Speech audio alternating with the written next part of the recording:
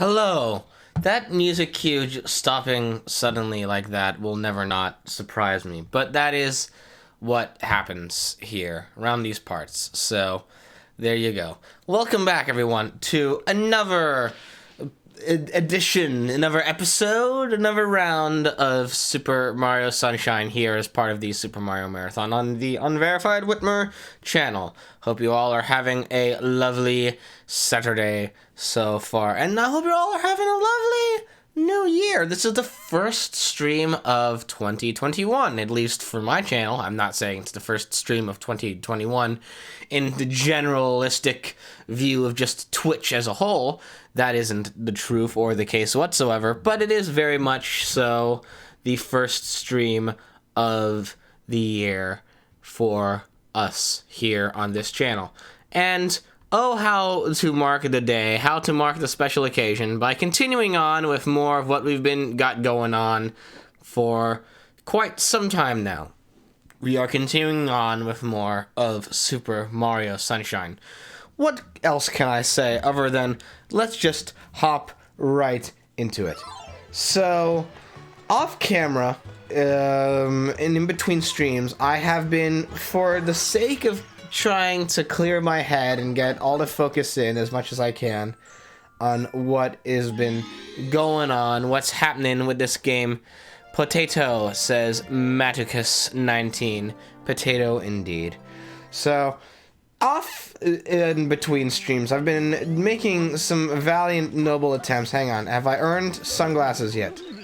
I love the sunshine, but oh, is it ever bright. Here, little man, try a pair of my special sunshades. They're cool. Yeah, you're styling now. Come back and talk to me when you don't need them anymore. Cool. We finally have unlocked. We're finally powerful enough that we can unlock and enjoy some super special sunshades. I'm certain we're going to lose them once we get to the actual part of this shine that we're going after. But might as well enjoy them while they're here. So, yes, indeed. As I have been trying to say, in between streams, I've been trying as hard as I can to play through as much of this game as possible on an individual save slot. Just that way then I feel like I could start making some more progressive progress in terms of how well we go about tackling this game. And I gotta tell you, from everything that I've been accomplishing, from everything I've been... Why does he get... He doesn't give away the cool sunglasses so easily. I mean, we had to earn them. We did have to earn them. We had to get like a certain number of shines. I'm not sure how much. I think it's maybe about 35, I want to say. Could be wrong about that. But he doesn't give them away so free and easy. It does take quite some time before he allows us to have his special sun shades. But I have been trying as hard as I can to oof, not to oof. Ah, so, hey, you want to get up on the log? Mario, please. Okay, there we go. So I've been trying as hard as I can to actually make some progress on my own time with this game. Just that way then, it's not like we reach a point in the late stage of playing through this where it's like, oh, what to do. So I've been giving it my all and trying to figure out what's the best way to approach so much of this. And I gotta say that I still have not actually completed this game yet. I've beaten it now. I can safely say that I have actually beaten this game a couple of times. Well, not a couple of times. I've beaten this game one time in the past, but only the once. And that was one heck of an endeavor to do, but I still have yet to actually 100% complete this game, which is what we are going to try for in this playthrough, which is going to involve collecting a bunch of secret shines, a bunch of stuff in Delfino Plaza, and of course the ever-beloved blue coins, which I have still yet to actually collect all, however many of them. Yep, I was expecting that.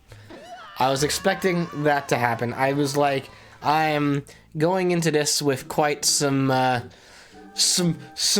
aggression on the thumbstick. Definitely was kind of launching forward a little bit too much. So Hopefully, oh, maybe I could do this? Nope, I can't do that. I have never had greatest success with the floodless levels, and I've mentioned this before, so I won't hamper on it too much, but the very touchy nature in which Mario controls on his own in this game has always led to me having quite some difficulty with any of the shines in this game where they rip FLUDD away from you. It's never been quite my cup of tea, which I think I can safely say this now after like going over the whole history, and maybe my tune will change once we actually complete the Super Mario Marathon and get through all the games in the franchise. But I was, just on my own, looking over, the lineage of the games, all the stuff we've played, and the stuff that I have played just on my own in life throughout the course of recorded time.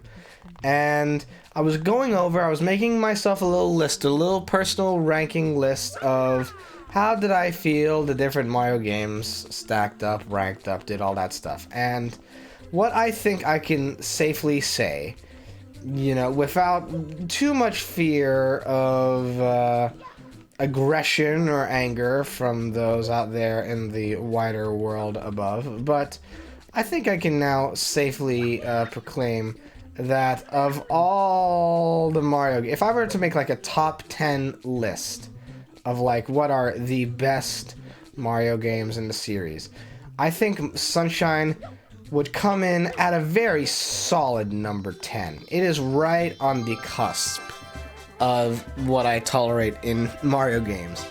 I like what it does well, and it does many things well. I'm not going to stand here and say to you, like, oh, this is so, like, wah. No, like, I enjoy many things about Sunshine. However, the physics engine they got going on with Mario and his platforming, which I've said before, is so built around FLUDD. It is so built around having FLUDD and being able to do the spraying of the water, or the hovering of the nozzles, or I gotta illustrate all this, or the rocketing up into the sky, such as this, or the turboing of nozzles, such as this. All of the physics in this game are so built around the many, many things you can do with FLUDD, that when FLUDD is ripped away from you, you are left with a Mario who controls not the greatest. He's pretty slip-sliding all over the place, and that can cause many, many, many frustrations. Frustrations which I have neither the time nor place for. So, it's like one of those things where, for me, I'm just like, look, when this game gets it right, it gets it very right. But I also think of let me put it this way, of the three, I'll just throw that there, of the 3D Mario games, of all the 3D Mario games, and this is including 64, Galaxy 2, and Odyssey, and even to a degree, 3D World. Of all of those games, I think Sunshine probably is the one I like the least. I like it, but I like it the least. I think many games after this one sort of do what this game is aiming for better. I think once we get into Galaxy, we're going to be seeing a vast improvement on the controls and on the camera. And just in terms of level design as well, I think 64 and Odyssey have got the upper hand in that respect. So there is much to be said about what we got in Sunshine. I said in earlier episodes of the Super Mario Marathon, in reference to Mario 2 and Mario Land on the Game Boy, that those games represented for me the first experimental age of Mario games, and I would keep alluding to there will soon be a second experimental age of Mario games. And for my money, the second experimental age of Mario games really hinges on Mario Sunshine. Of all of the games within Mario's second lung, what is the camera doing? Whoa, whoa, whoa, what was that? See, stuff like that. Of the many games that there are in Mario's second act, which I would maintain is one of his more relatively consistent and steady acts in his long, long storied legacy, I would feel as though Sunshine is the one that is best described as a cult favorite or a fan favorite. Not necessarily the one that holds up the best, but the one that people have an affection for. But there are definitely a great many things with this game which are experimental and are, you know, they're worthy experiments. They aren't the worst experiments out there, but they are the sort of things which haven't aged the greatest. And in such that it means that of all of the mini games from Mario's second era, post N64, you gotta be kidding me. The post N64 era, or the N64 and afterwards era, I would say Sunshine is the one which has aged the worst. And I think that that is something I can say with a clear conscience. I know there are some out there who prefer this to, like, say, 64 or Odyssey even. And, you know, bless those people. I wish them nothing but the best in life, but I would wholeheartedly disagree. And I actually remember, I think I can tell this story as well, because I don't think I've ever told this story before on stream, or at least not on one of my streams. But so interesting story. This is the first Mario game to come out when I was, like, aware of video games. Which is to say that technically the first Mario game to come out after I was born was Mario 64, but, like, that came out literally a couple of months after I was born, so like, there was not much nostalgic connection I held for it. I mean, there wasn't so much that, like, I kind of was like, oh, this is the Mario game that, you know, like, represents sort of where the world was at when I came into existence. Like, I have a nostalgia for it in that respect, but the first Mario game to really, like, catch my attention when I was a kid was Super Mario Sunshine. And I didn't own it, actually. I never had a copy of this game. What I did have was a neighbor who... I actually had two neighbors who both had Nintendo GameCubes. I never had one. I never had a Nintendo GameCube, personally. But my neighbors had Nintendo GameCubes. And I had a next-door neighbor when I was growing up who had this game and would be, on the rare occasion when I would come over to visit, which wasn't often because we weren't friends by any metric of the term friends. Like, I honestly, in the first neighborhood I grew up in, I was not really friends with any of my neighbors. I kind of thought they were all, well, jerks, to put it a simple way. But, but my next-door neighbor did have a copy of this game on the Nintendo GameCube, and this was when it had just fresh come out, and it was, you know, really cool to see, like, when I was, I don't know, probably like 5 or whatever, to see a game this, like, sunny and bright and just this, like, sort of cool pastel aesthetic color was really, you know, pleasing to the eye. I enjoyed it a lot, and it looked like it was a fun time to see Mario and all this 3D glory. I had seen Mario games before, but nothing beyond, like, say, Super Mario Bros. 1 Versus cabinet, arcade cabinet that it was in the Pizza Hut that was near where I used to live. That was the most I had seen of Mario up to that point. So to see Mario rendered in 3D and to have that classic Charles Martinet voice and to have this dynamic soundtrack and the wide open sprawling levels and all this just looked so amazing to me. So I remember being 5 years old and asking my next door neighbor, hey, that looks really fun. Could I maybe get a chance to try this out? And he said no. And so I never played this game until I was in my early 20s. Which all plays into the evidence that I did not enjoy where I grew up in my early years. I did not enjoy the first neighborhood I grew up in because it was a rude place full of rude people who I did not like, and were not nice to me. And because of that, I actually missed out on pretty much most, if not all, of the GameCube generation of video games. Like, the most I had going for me, I would say, would be probably, like, I don't know, it's hard to say, really, because for one thing, I didn't grow up with the GameCube. I grew up with the PlayStation 2, which, like, also is another console that I feel like probably most people grew up with, since it is one of the most successful video game consoles of all time. So that's not a unique thing. But it meant that I was always, in my early years, more of a Nintendo fan in theory. Like, I would see people play the Nintendo GameCube and see them play games that were on the Nintendo GameCube, and I would be like, that looks fun, you know, but I never got to really play it. Like, so I missed out on Sunshine, I missed out on Super Smash Bros. Melee, I missed out on Twilight Princess and Wind Waker. All those were games that, like, I could have played when I was young, but I just never owned a GameCube, so all of the nostalgia that other people have for them just isn't with me. It's something that I have nostalgia for watching other people play. So maybe one day I'll be able to. I mean, like, now I've played Sunshine, and I can say, with not having the same nostalgia connection that other people do to it, I view it as a game that I, like, tolerate, but I also find many faults with.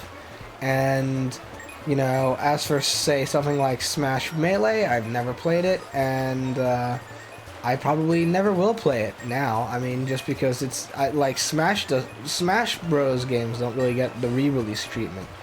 You know, I mean, I think at most now, like, it's interesting with the Smash, with Melee at least, because I know that Melee is, like, so well regarded in like competitive gameplay circles. Like, that's the one that people go, oh, that's like the supremo ultimate, like, best Smash game because of how it controls and all that stuff. And I don't disagree as far, but like, when I say I don't disagree, you have to take that with a grain of salt, because I also can't fully agree either, because I've never played it. I just kind of trust people on their word. So maybe I'm wrong. Maybe it's not that. Maybe it's overrated. I've heard both sides of the coin. I've heard people say it's brilliant, and I've also heard people say it's overrated. So either one could be correct. Who am I to judge off? You know, like, I'm not one to judge media I haven't consumed. So there you go with that. Also, where the heck are those two boats? Well, there they are. I don't want to crash into that yacht, though. Crashing into the yacht would be not beneficial at all. So let's try this. Thread the needle close. Okay. So now, where am I ending up, though, in the turns? Ooh, thank goodness gracious gosh that that happened. Alright, so the hope is that I'll be able to actually nab this Shine Sprite, like, correctly and not die when aiming for this ramp. There we go. Ay, ay, ay. I'm impressed with myself that I was able to talk my way through that red coin challenge, because that is one of the more frustrating red coin missions in the game. Just because the surfing bloopers have no breaks. No breaks whatsoever, so they do cause a little bit of frustration and stress when having to work with them. But we got that dealt with. So anyway, what's next on the roster? I believe it's Gelato Beach next. It's interesting for me because on the save file where I have been, like, trying my best to just plow through the game and get some forward momentum, I've pretty much now done all of the shines in most of the levels. So, like, it's interesting for me to kind of be, like, going back to this and being like, okay, what have I unlocked? What have I uncovered? What do I still have to unlock and uncover? All those different things. Which one is this? Red coins in a coral reef. This one's pretty painless. Something you'll notice, by the way, I don't know if this is totally coming across through in the background of my commentary, but you will notice that something that I picked up on after playing through this game a couple of times too. So, there's less levels in this game than there are in Mario 64. And this is what I talk about with the experimental era of Mario games. So, in Mario 64... Wait, I'm going to interrupt you real quick. I'm jumping in. Okay, what do you got to say? Oh, I don't know. Am I live? I just want to make sure I'm like involved here. Okay. You are live. Hello. You can continue. I'm enjoying your stories. Keep on rolling. Well, I need to add you to the commentary list. Also, hi everyone. Say hi to the folks at home. Who are you? Hello, world. You know me. I'm Aaron. I jump in every now and then and just chat. That is what he does. I need to. I don't really do. I broke my arm, so I don't do much anymore. I just sit around. Oh dear. Okay, let me quickly add you onto the chat, the talk people list. So your pronouns are he, him, right? Yeah. Okay, cool. All right, and at Great Comet Music. I believe I got that correct. Yep. Okay, so then we're gonna do also a little bit of what do we got here? All right, so this, and then gotta move this in here. Do a little bit of stuff. Okay, filters. I want the scroll on, and then we're gonna transform this down to crop it just a little bit. So let's see here. All right, edit, transform, crop the bottom by. Let's see here. Alright, 10. Oh, whoop. Okay, so 1,000 is too much, but 100 is not enough. So let's go with 500. Yeah, that works. Whoop. Oh, shoot, I hit the wrong button. It looks great. It looks great. There it goes. Okay. Alright, so that is. Well, I could still stand to shrink that just a little bit more. There we go. Alrighty. There we are. Okay, cool. So that is that. So yeah, everyone, Aaron is here. How you doing, Aaron? I mean, I don't know. It's nice to have time off. Like, it's nice to relax, but like, I am like literally, I've been sitting in the same spot for about a week and a half, and it's kind of boring. But you get used to it. Yeah. I mean, so tell the story. You kind of alluded to it a bit, but tell the story for those who don't know. What happened to you? Literally the day before Christmas Eve. Yeah, I remember what was so. Let me try to remember now, because not much happened in hindsight. It just it was just a long day. I remember talking to you on the phone. I was heading up to the mountain to do some snowboarding, like I do every week, and then got a few runs in, hit a patch of ice later in the evening, and spun out and landed on my arm, and it just instant snap. Broke 2 of my bones, so here I am, like waiting to get some surgery to fix it up. Oh, you gotta do the surgery? Oh, you're gonna join me in the surgical club. Yep. Although my scar's gonna be down near my wrist though, because the bone broke like right at the wrist. So they're gonna go in and pin it and do all that fun stuff. So yeah, we'll have matching scars almost. Almost. I mean, I'm hoping that yours will heal better than mine did, because mine did not heal supremely well. I should say. Yeah, I'm not sure. I mean, my doctor apparently is one of the best in the city, so we'll see. Well, that's good. I think we'll be okay. It's just. Don't they all say they're the best in the city? Well, this was third party, Seattle Magazine or whatever said that. So well, if it's reported in Seattle Magazine, then it's. If that's a metric I can trust, then hey, I'm going for it. You gotta trust them Seattle magazines. Top quality. Top quality. So, alright, so I just gotta find the red coins in this little tiny section here. So yeah, I haven't. Sorry, go ahead. No, you go. I was gonna say, like, I haven't played this game at all. I believe I was always on Super Mario 64. Like, I never had a system to play this game until the Wii came along, and by then I was just I had forgotten about this game, and it that's looks like thing. a game I need to play. It's a decent one. It's definitely, like I said before, if I was to do like a top 10 ranking of Mario games, I would put this firmly at number 10. It would just it would make it on by the hair of its neck. Oh yeah. I think it's good. Its good bits are good, but it's definitely inconsistent in places, I would say. That seems like Oh, a fair assessment of it. Yeah, it kills me. I missed out on the whole like GameCube like generation of things. So like I never really had like the few times I got to go to a friend's house to play like Smash Bros. And I was always bad at it. Or playing like this game, or just like that whole era, I was just left out on because I was mostly playing like Xbox and stuff. The first Smash game I played was like Brawl, which is quite a opening Smash game according to whoever you talk to. Alright, where is it? Yeah. There it is. Come back here, you silly... Okay, now...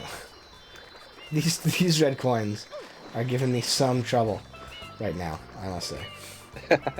They like to run away from me, and I don't know why they like to do that. But yeah, I mean, I never played Melee. The first one I played was Brawl, so that is interesting. I mean, and then it's because like you, I didn't have like a way to play these games until the Wii came along, and even then, like by the time I got a Wii, which was like in 2009, we were firmly in that like Wii, PS3, 360 generation by the time I got my Nintendo Wii.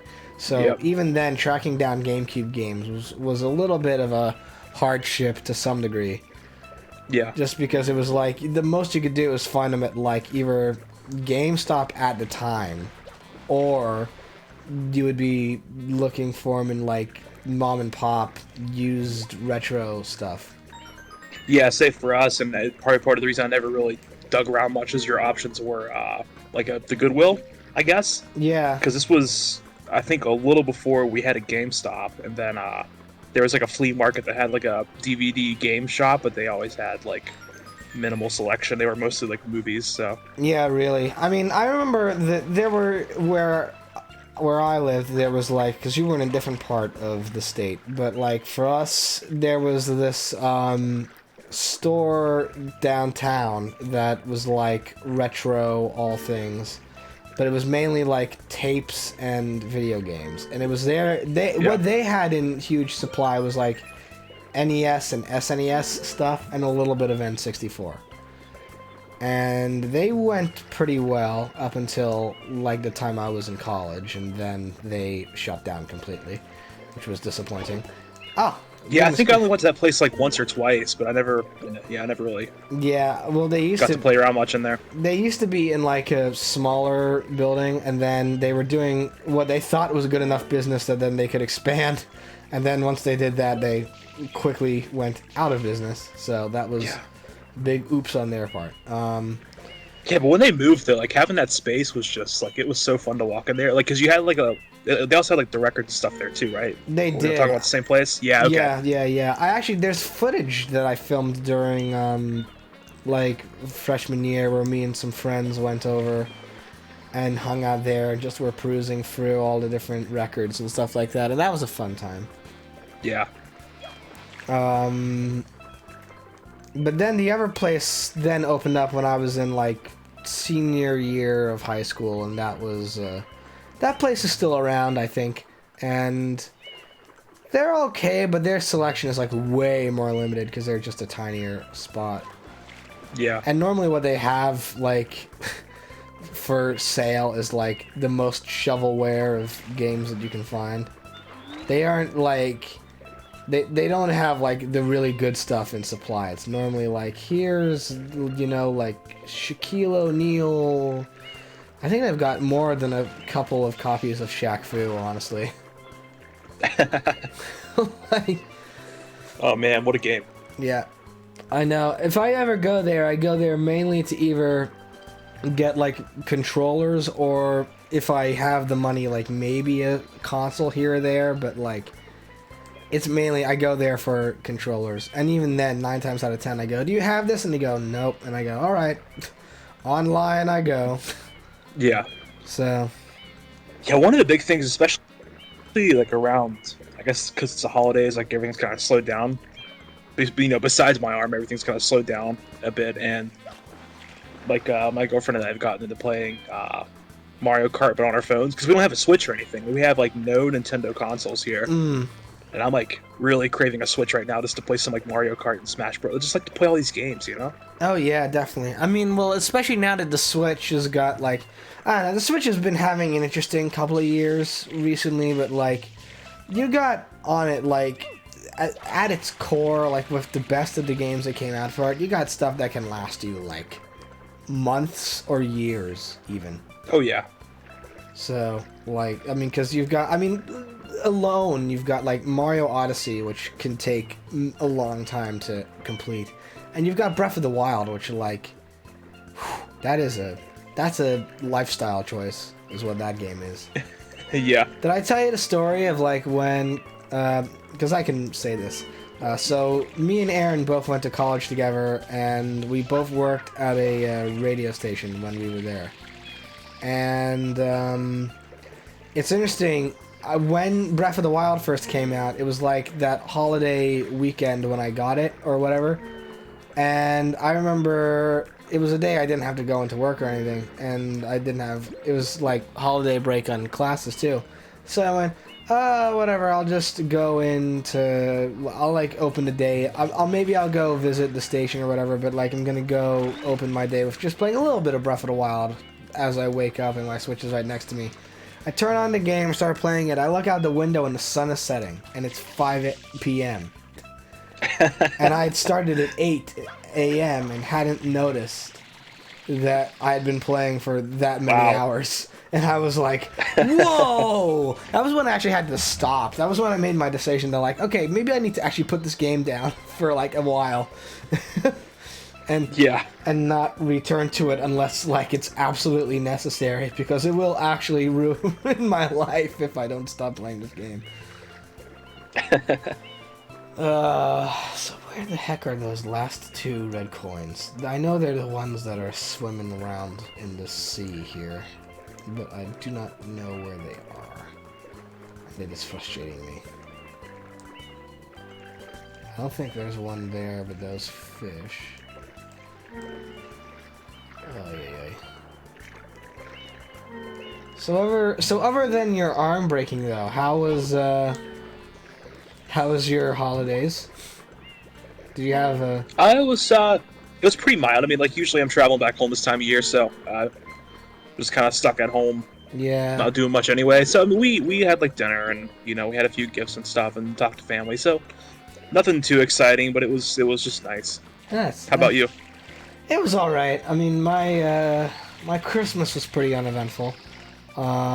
Just basically, I don't know, playing a couple of games, and you know, that was really it. Nothing much to report on. And then New Year's was fun. I guested on my friend Riley's stream, and we played some Fall Guys, and that was some good stuff. And then I don't know what I did yesterday. Really nothing at all, I guess.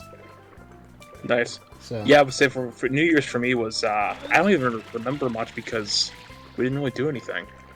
Yeah. I think we were asleep by like 10 o'clock. Like we followed New Year's on the East Coast, so when it was midnight on the East Coast, it was like 3 o'clock here, and I think we were out by like 10:30 here. So. It's pretty like, I don't know. Did you watch like because usually like a lot of times in the past, unless I'm like out with friends, I'll watch like the New Year's Rockin' Eve or whatever. Just have you seen it? Did you watch any of it this year? No, I didn't have the stomach to watch any New Year's stuff. I just was like, I went on Riley's stream, and then I was like, and then we were talking in our like Instagram chat with a couple of our college friends about stuff, and I was like, are we doing anything? And it didn't look like anything was happening, so I just went straight to bed. Yeah, so I also threw out that want to suggestion last I'm minute. aware, by the way, for those watching stream, I'm aware that nothing is happening, but also like everything is happening. I mean, look at this image right here. Everything is happening right now. It's dedicated, so dedicated. This fish is gonna make it. It's gonna try its best. It's just, I'm gonna get you. I'm gonna do it. I'm gonna make this happen. I'm gonna make this work.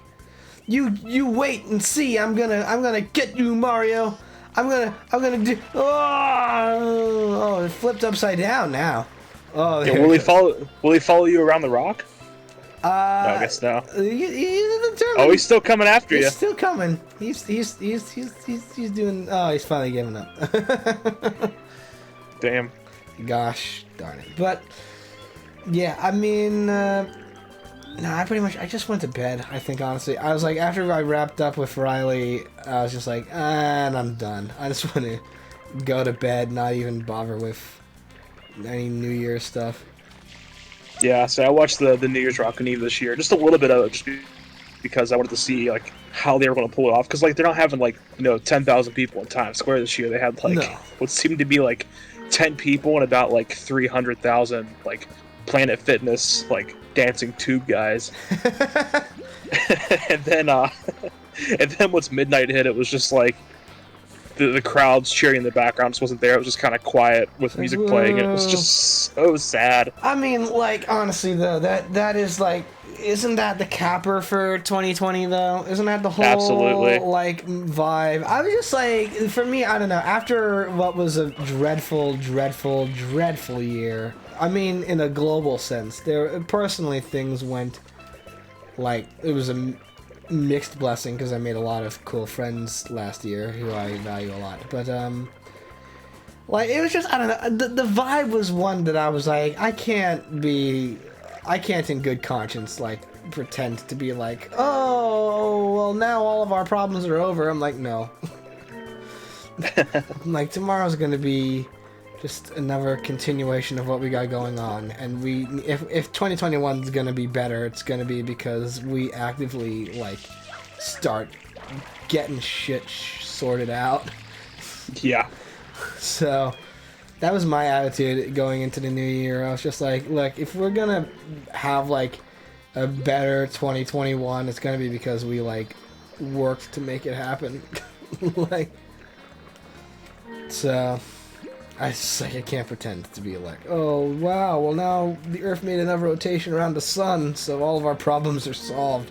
I was like, no. Yeah, I really hope nobody actually believes that. I really fucking hope no one believes that just because we made another rotation around the sun that like everything's gonna be peachy keen now. It's not.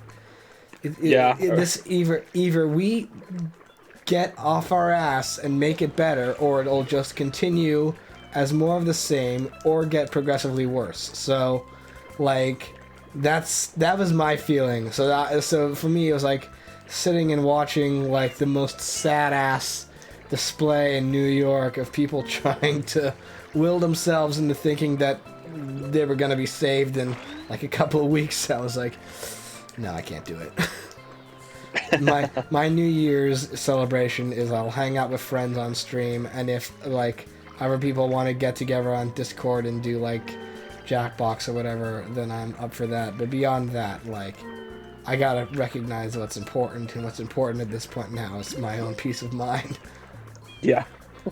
Also, where the hell are these last two coins? I know that they like are moving around the coral reef, but I have like no clue as to where they could possibly be hiding right now.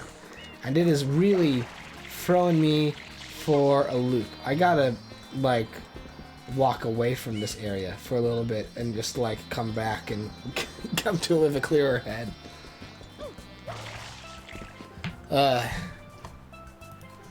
Is that the only reef?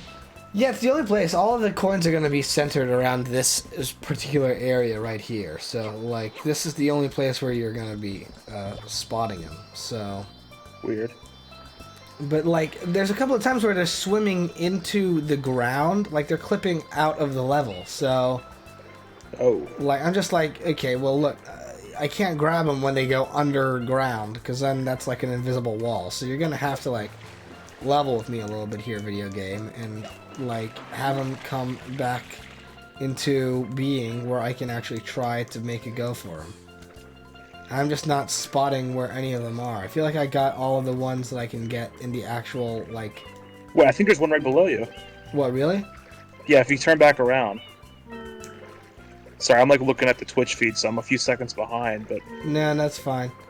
That's another thing. I gotta invest in a... Alright, make a left. Make a left? Okay. Oh, there. Thank you. Alright, there we go. Thank you very, very much. So now... I feel like I saw that earlier. Yeah, I just wasn't sure if that was an actual coin or not, so... Yeah, well, cool. that's the thing, too. It blends in. It's got, like, some color camouflage going on here where it blends into the level itself. So... Yeah, that's a tricky scenario. But, Oh, what was I gonna say? What was I gonna say? I had something to talk about.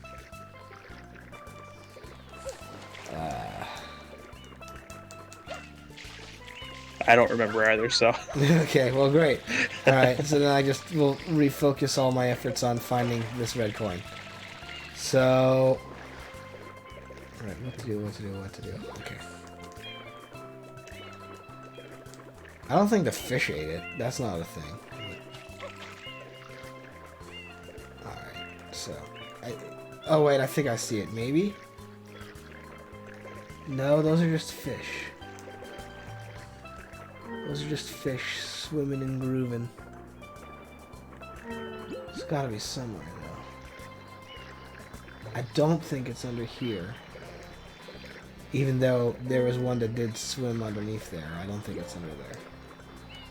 So it has to be, like, I don't know, somewhere in this area.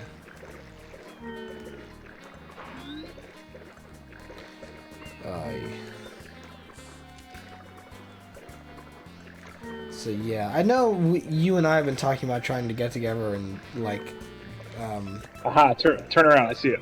Oh, you do? Yeah. You turn back around to that little bit of cove, like, where a little bit of coral and stuff was there on your right. There it is! Ah, ha, ha, ha. Thank you. This is why I enjoy having multiple people on chat. Because then that happens, and it's wonderful when it does. Okay, so... There we go, and... Pop! Whew! So, how long has it been since you've been on a Mario Marathon stream? I know how long it's been since you've been on the channel. I know, because the last one you were in for was the Among Us stream, which was very fun. Yeah, that was, I mean, the Mario one's been, months ago. Yeah, I think the last one you were a part of was like Super Mario 2, which again, yeah, I think so. Which again was another example of the experimental era of Mario games. Because, like I said before, like Mario 2 was the first experimental era, and I would say Mario Sunshine for me easily qualifies as the Mario 2 of Mario 3D games. Like, I think that's a fair assessment to give to it. It's a bit... No, it certainly has that fun, like, it has that same sort of aesthetic of, like, Mario 64. Of course, the graphics are a bit better, but yeah, I don't know about the... I can't speak for the gameplay, given how little I've played it. It's relatively similar to Mario 64, but... oh, actually, this is what I was talking about before. So, I would say this is an experimental version of Mario in so much that it's relatively similar to Mario 64, except instead of being in the Mushroom Kingdom, you're on Isle Delfino, so that gives everything this more tropical, vacation-y resort kind of feel. But where they really experiment with this game is that they pare down the levels.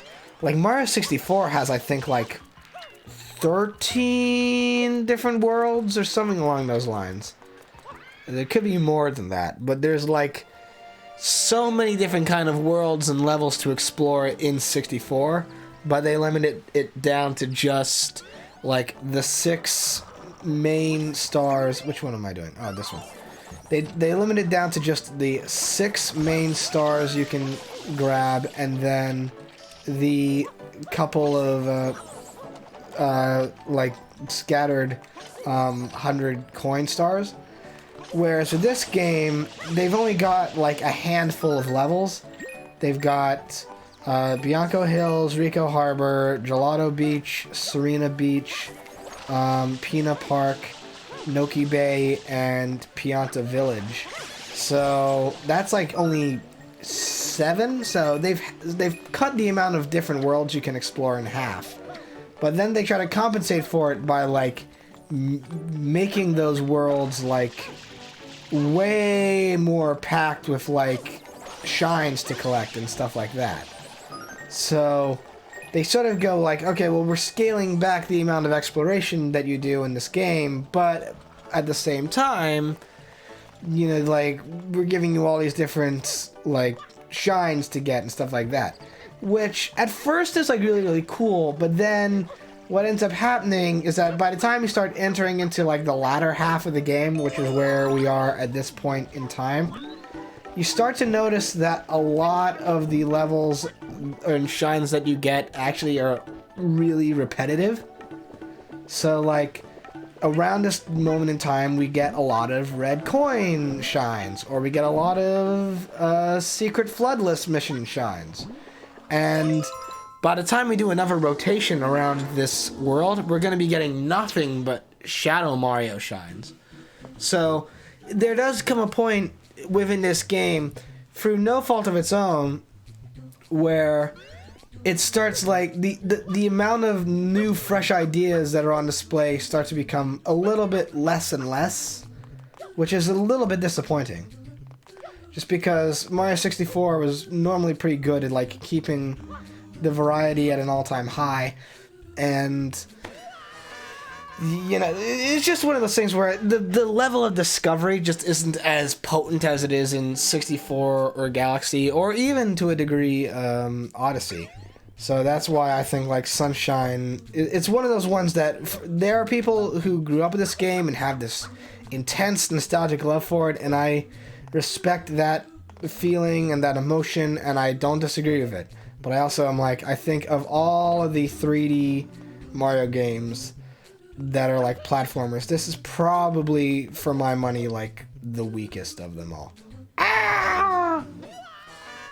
Which is not helped either by the fact that the physics mechanic is not the most superb.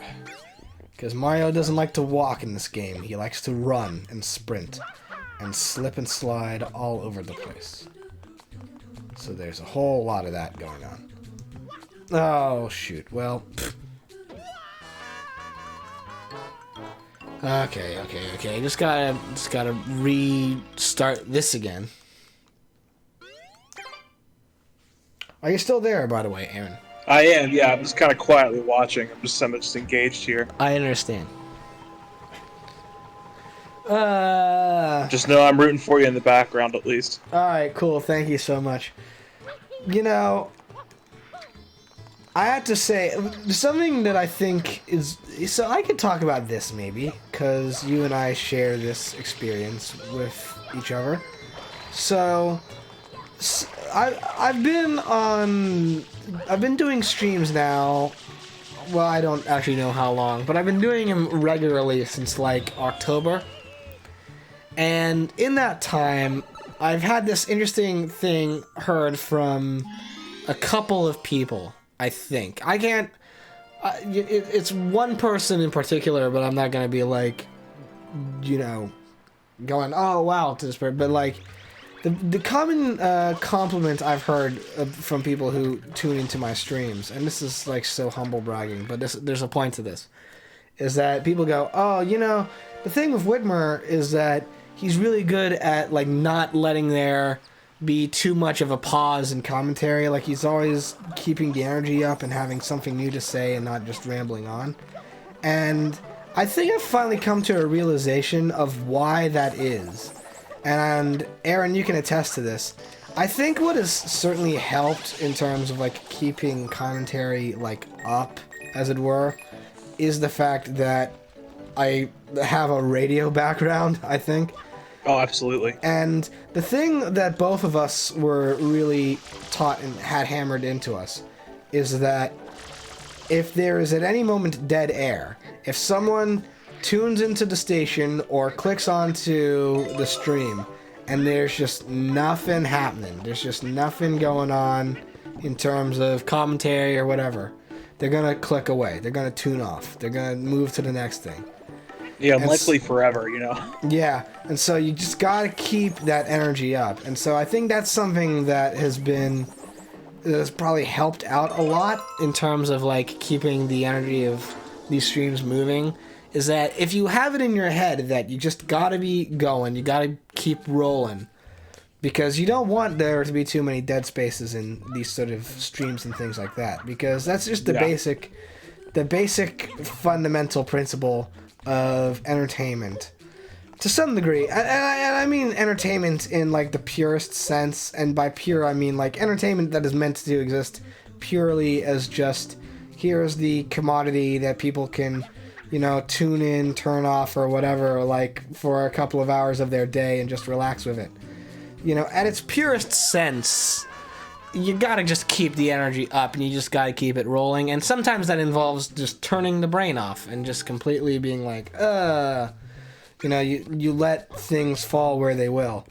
But it certainly helps. So if there's one little piece of advice I can give as someone who is very, very low on the totem pole of streaming, it's that just talking and not worrying about like being precise, and just learning that the voice and the mouth are all muscles, the same as any other muscle in your body.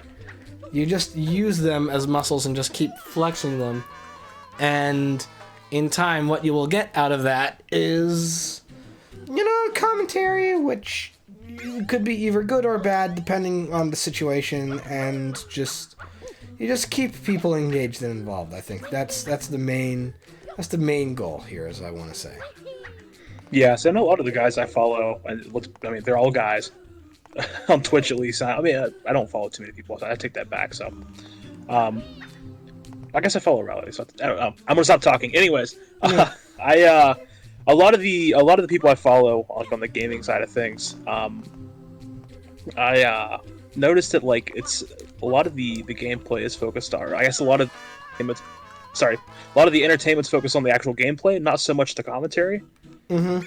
So it's like it's hard for me to imagine trying to just talk so much while also trying to, you know, like in this case, navigate a puzzle, you know? Yeah, which is why sometimes what you'll end up seeing too, and this is the thing that I think some viewers maybe take for granted just a little bit, is that there is a compromise that inevitably happens, just a little bit. Because what you see happening is, if unless you're like really expert, like good at video games, the compromise that ends up having to be made is that if you focus too much on commentary or whatever, it runs the risk of then deteriorating the attention you're giving to the actual game itself. Which is why you see so many people like you see people on like Let's Plays or streams or whatever, they all want a backseat, or they all want to be like, no, you're playing this wrong, you gotta do this, you gotta do this, you gotta do this. The thing is that with Let's Plays or with streams or that sort of stuff, if the person, unless it's like speedrunners or people who are like doing the most assured like gameplay footage stuff, the key is that you want it to be entertaining, and you gotta focus more on the talking part of it and less on the game part of it.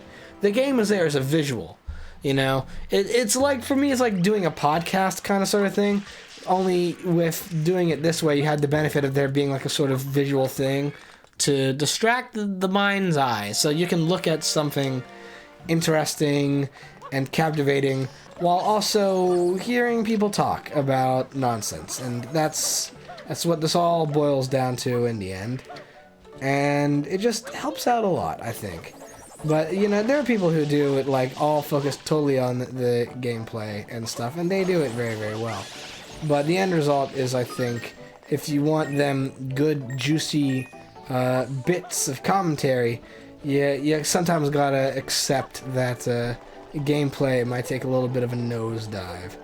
And all this to say, this is why I'm failing spectacularly at this Yoshi go-round puzzle that I'm doing, where I've gotten game over twice in a row. Now, mind you, this has never been one of my favorite floodless missions anyway, so that is definitely playing a little bit of a role into it that I've mentioned before, and I'll say it again. I'm not a fan of the floodless missions. I don't think they control phenomenally well. But still, I'm determined to make this happen. I'm trying to remember what happened last stream. I think last stream I got like a whole bunch of frustration. I got like the Chuckster mission. I think there was a couple of other stuff I had like issue with, and they were all floodless missions. And it's just been something else. That's all I'll say. Okay, so I just gotta like time out when I go for these jumps. Okay, so there and there. Okay, so now I have to get onto the gray cube there, or else I'm gonna get knocked off the platform. Ah! Okay, there we go. So that's how that maneuvers. Oh shoot, see? That's the thing. The camera and the depth perception in this game is such that, like, I think I'm running to go for a jump, and by the time I've actually hit the jump button, I've completely run off the platform. So, Yeah. that's always a frustration and a half. Okay, come on now. Come on now. Go for it. There we go. Go for it. Go for it. Okay, there we go.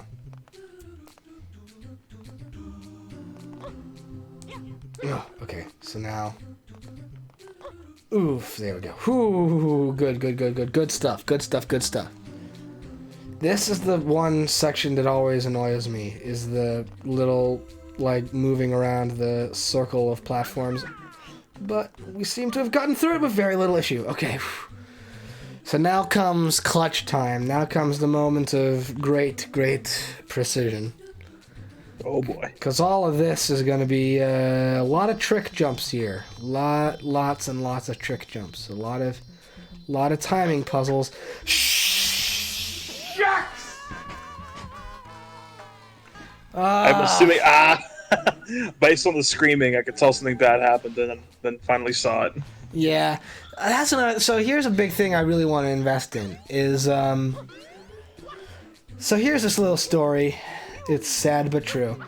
About me and a dog named Boo. No. So earlier last year, I made an investment on an Elgato HD 60S Plus capture card. And the reason I put an investment in on this is that it was promising great capture footage with zero lag, zero input delay between computer and console. It would be completely in sync, and thus it would make for like the most like easy, simple way to keep all of the gameplay relevant to commentary, and I wouldn't have to worry about timing. I wouldn't have to worry about like fiddling around with stream settings or recording settings or whatever to get all this commentary and stuff in sync. I buy this thing, and it's like $100 or $50 so, something $200 maybe even. I get it, and then I proceed to notice that every time I start it up, it'll work for 2 seconds and then crash completely. And I go, now hang on a minute, what's the story here? Because at first I thought, oh, maybe it's like the computer I was using. If I have the timing right on this, I thought, well, maybe it's the old computer I'm using. Because when I say I've only just recently started doing streams on the regular in October, I was live streaming long before that. Like, I mean, okay. Like, the Mario Marathon, like, has stretched back, like, multiple years. Like, I think I started this marathon in, like, 2017. And just because of the equipment I was using, I would be using it on and off. Like, I'd be in and out of this. So, yeah. Like, this has been a years-long project that I've been working on. And I was just like, oh, you know, well, when I get this new computer, then I don't have to worry about all these stream outages and all these, like, technical difficulties. I can be, like, the most stable, steady streamer in the world, and it'll be amazing and work wonders, and then I won't have to worry about anything ever more for the rest of my life. And then I get this new wonderful computer rig, which has served me quite well and useful in the past couple months. And then I proceed to plug in this Elgato capture card, and it keeps crashing. And I go, well, now, what's the story here? What's the story here? Because this shouldn't be crashing like this. because this is supposed to be the great big capture card that all the streamers that I know of use, and if they don't use it and they want it, then what's the deal? I message Elgato, and they go, oh, well, you know, the thing with this HD 60S Plus is that it's not a multi-platform compatible. Like, it only works as a recording device or as a just direct streaming device. So if you end up pulling up any other software that uses, like, a camera thing, such as Skype or Discord, it crashes and doesn't work. And I went, well, there went that money, so now I am going to have to actually invest in getting the older version of this capture card, which I spent money on, that is supposedly like more, you know, just a little bit outdated, but has the actual multi-platform compatibility. So that way, then, say if I ever were to, say, bring on a friend of mine and have them commentating on Discord, I could actually, you know, stream the game to them. They wouldn't have to be relying on watching the live stream to figure out where we were in the commentary. So that's the next goal for the streams in 2021, is to reach a point where we're actually, like, completely in sync with the game commentary. So that way, then, good, wonderful friends like Aaron don't have to rely on watching a stream which will be inevitably, like, 3 or 4 seconds behind. Oh, yeah. So that way, then, you know, they can just commentate on what's happening in real time with me. And it would be wonderful and great for them, and they would feel like they were a part of what's actually going on. And then we would all sit in the sun and have cool drinks and sandwiches, and it would be miraculous. We would be doing exactly that. Cool drinks and sandwiches. That'd be awesome. I need to socialize, so anything, please. We're gonna try. I swear to you, Aaron. We're gonna get this dealt with. At some point or other, like, we're gonna find a day where we can actually just chillax and hang together. Because we aren't there yet. Certainly for me during the week. Yeah, I know. If for you, it's during Are you talking the week. Like in person, or are you talking like? No, not in person. What's ideal? Well, in person is going to require either you flying over here or me finding the money to fly over there. So yeah, and that's combined with a pandemic that's going on. And where is the rest of this electric goop that I have to get? Oh, it's over here. So, like, there we go. So I'm talking about just, like, digitally, because we've been talking about trying to hang out, like, for ages. Yeah, and I think finally this week, now that I have kind of an idea of what my timeline's going to be like, because, like, I don't know, like, with surgery and getting things scheduled, but, like, I've finally got, like, paperwork handled, so I say, like, maybe this week, or no, certainly this week. Yeah. I think we could do we'll have the to see what marathon happens. or do something else. Yeah, because we've been talking about doing that. I've actually had ideas for what we could do with that, too, if we wanted to do something cool with it. Like, but I'll pitch that to you off stream. But, yeah, the thing with me is that, like, I end up pretty much having, like, not a lot of days free. Like, because of me having to now save up a bunch of money to do to like get rent on an apartment. Which, by the way, I recently signed a lease on an apartment, which I will be moving into in May of this year, either May or June. So there will be, like, a little bit of a transition period in the middle of the year where streams might be in and out of schedule. We'll see what happens with that, but that's a ways to go. I'm not planning too much for that just yet. What have you to say?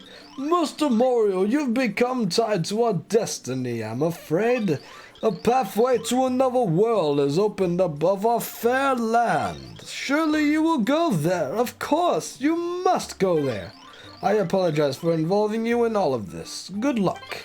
We'll cheer you on from here. Farewell. Cool. Alright, so this is another floodless mission. So yeah, the thing with me at the moment is that like my main schedule basically boils down to like I have Saturdays and Mondays when I stream, and then Tuesday through Friday I like do Ubering to make any kind of money, and then from there like that pretty much leaves my only free day as Sunday, and even then with Sunday I end up potentially Ubering on those days too, just to make up for any money I may not make in the regular week with Uber. So it's quite an endeavor to find like some free time on my end, but I will find it somehow or other.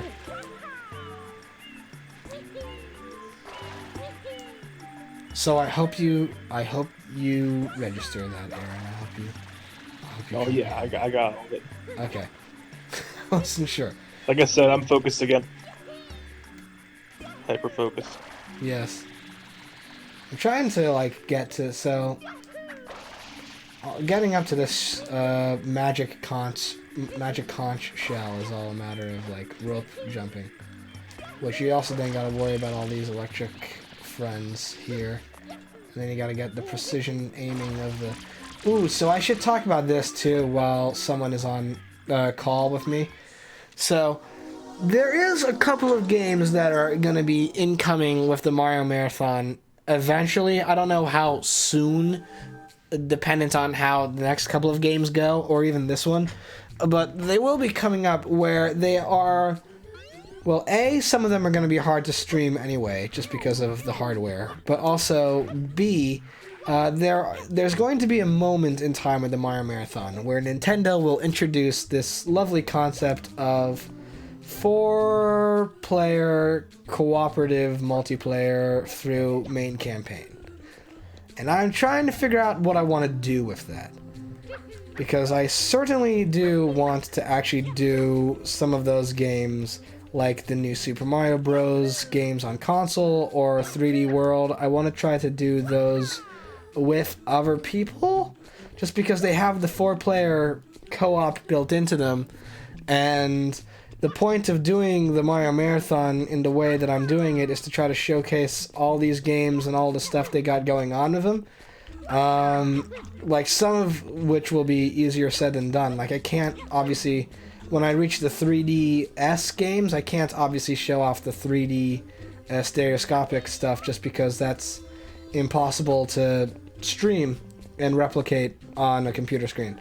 So, like, that will be something I just am like, and this isn't supposed to be in 3D, but you can't see it, so, oh well. Like, but with games like New Mario Wii and New Mario U and 3D World, I definitely want to try to figure out how to get 4 people involved in those. Now, luckily for me, it is to my understanding that in March, when Nintendo re-releases 3D World on the Switch, they're going to include online co-op with that, which is going to be great.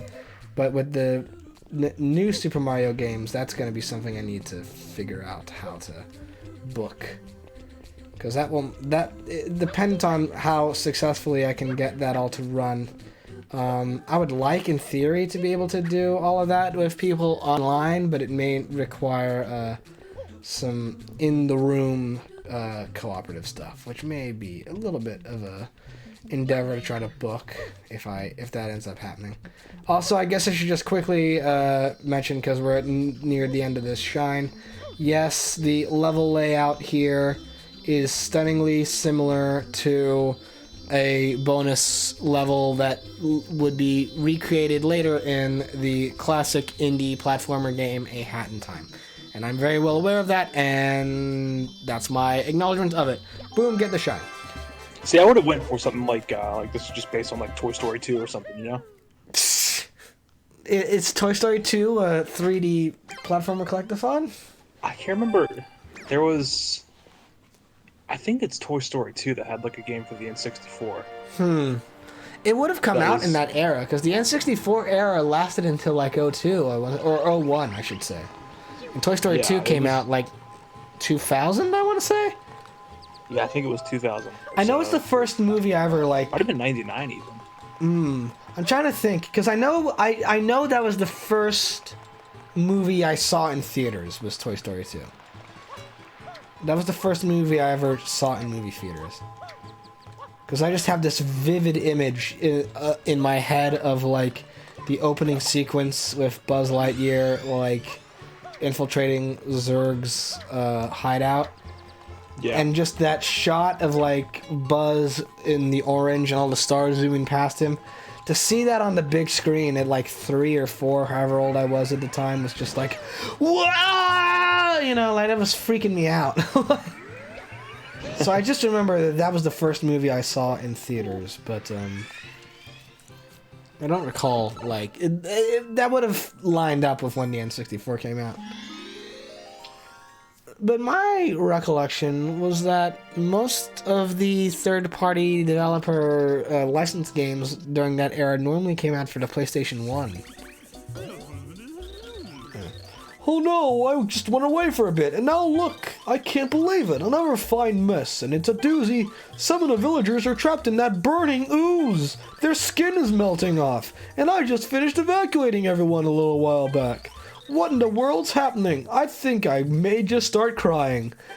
Good gracious gosh almighty, this Pianta's having an existential crisis on stream.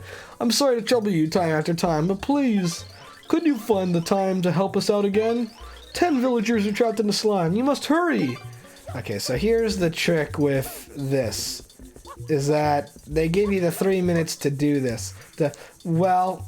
And then when you fly off the bridge like that, then you can't do it. But in theory,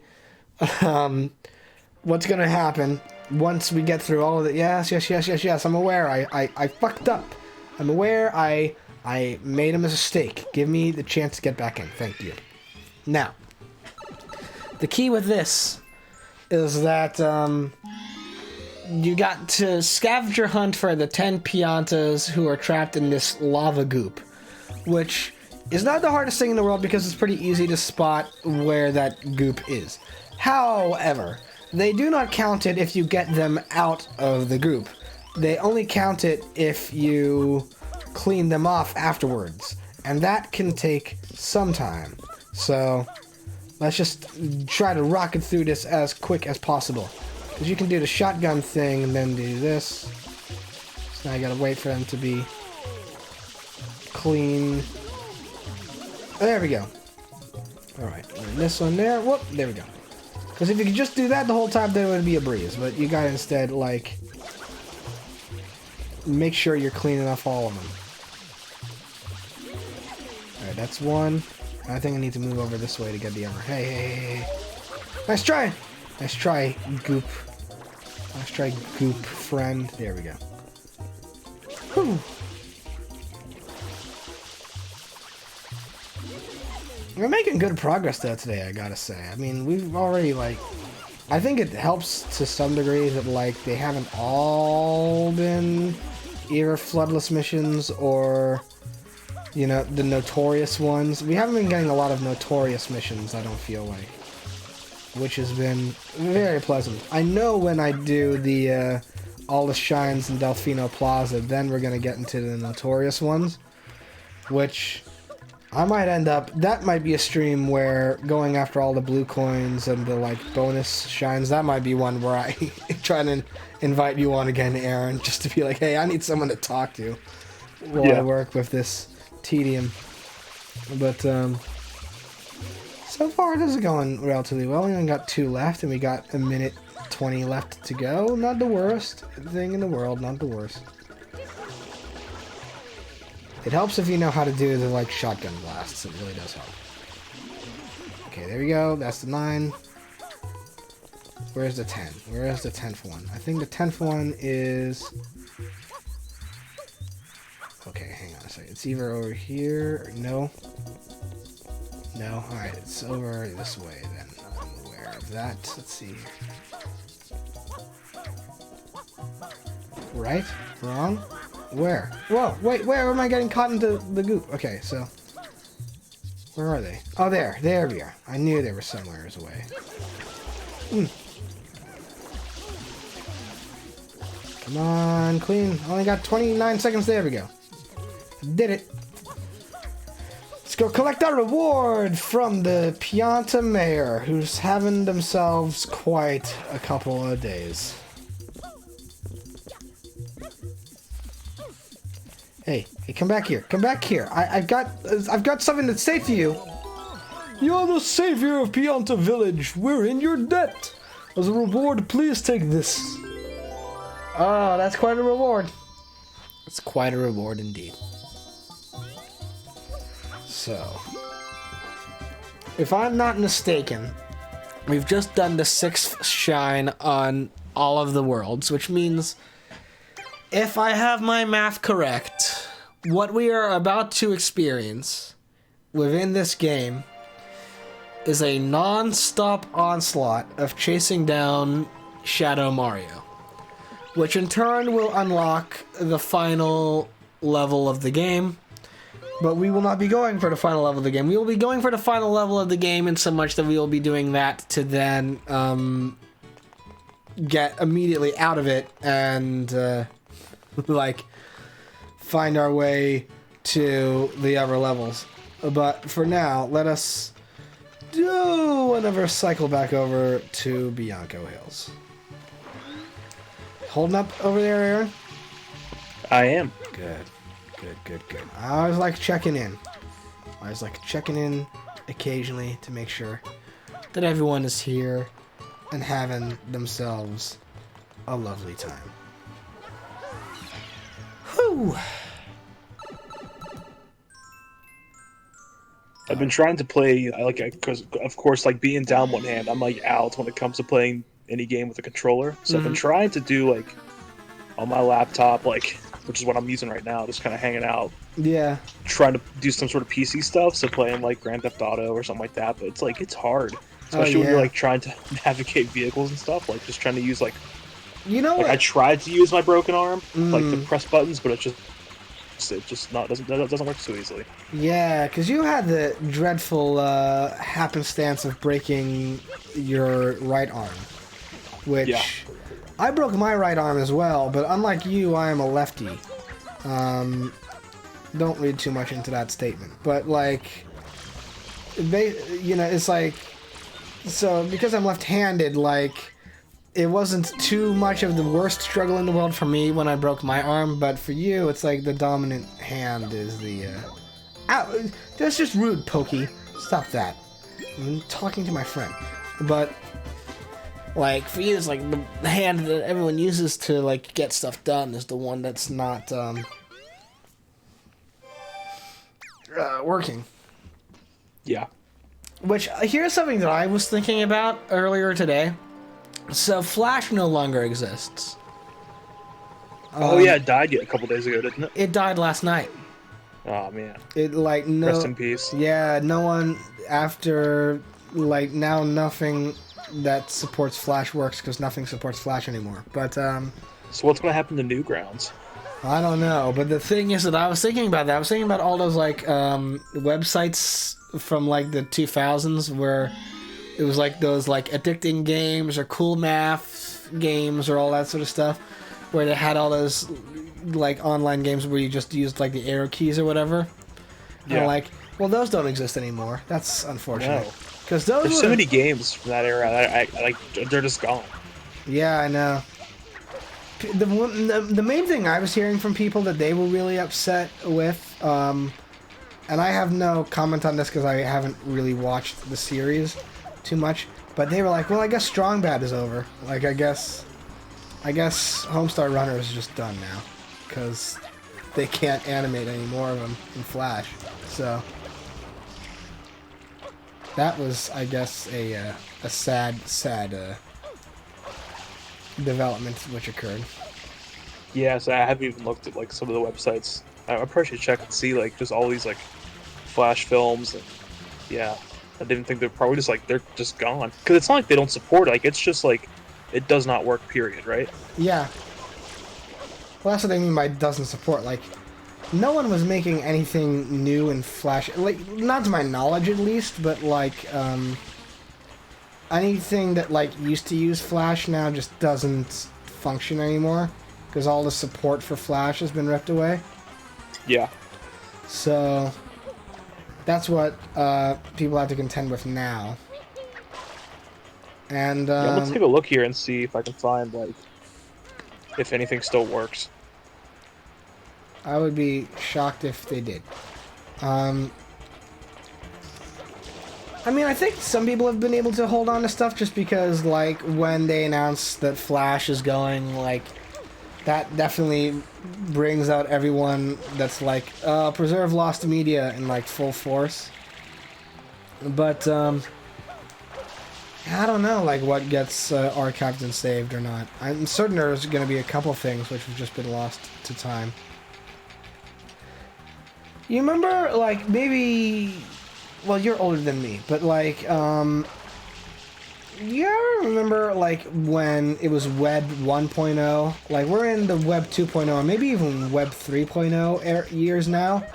But, like, remember, like, when the internet was in that, like, in the late 90s, early 2000s, where everything was HTML, but then some websites started to, like, build themselves with Flash.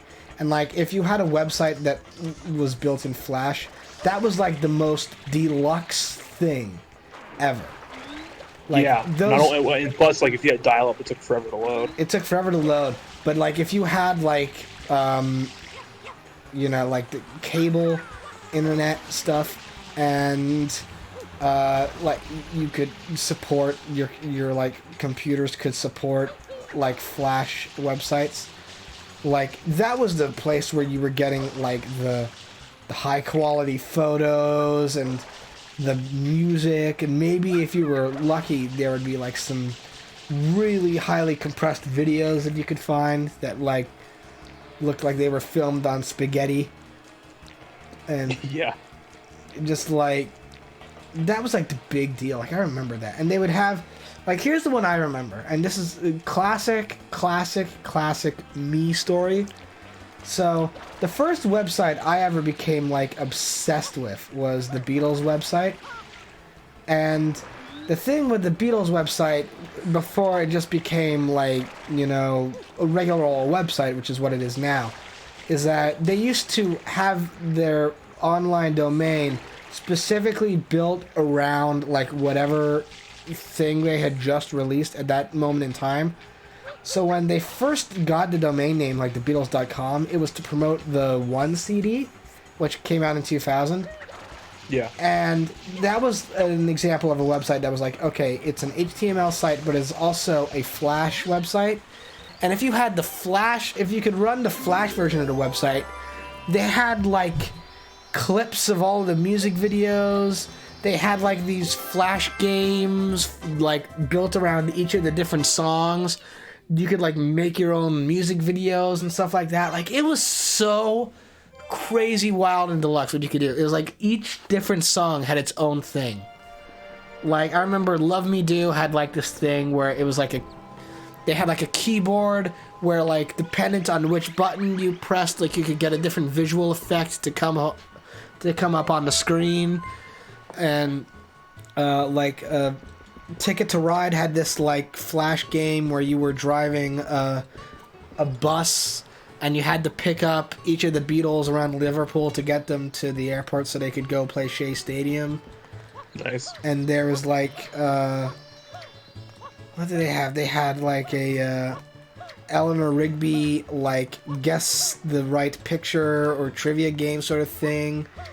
They had a, like, thing for Get Back where you could, like, explore the rooftop concert and get, like, you know, you could hear audio from Let It Be and all this stuff. Like, it was so dynamic and so full of content that it was not... And no, they never made the site as exciting as that ever again. Like... they would come out with little individual updates, like, here and there. Like, then they did it for, like, when Anthology came out on DVD. They did one for when the Maisels Brothers documentary came out on DVD. They did one for, like, the Capitol albums box set stuff. And then finally, like, in 2009, I want to say, like, when they did that whole thing with, like, Rock Band and the remastered albums and all of that, they just, like, turned it into a standard old website. But they never did anything as wild as what they did with the one album. And that was just like my favorite website ever to go to. Like, that's my main memory of running Flash, was that. I would love to go back and see that.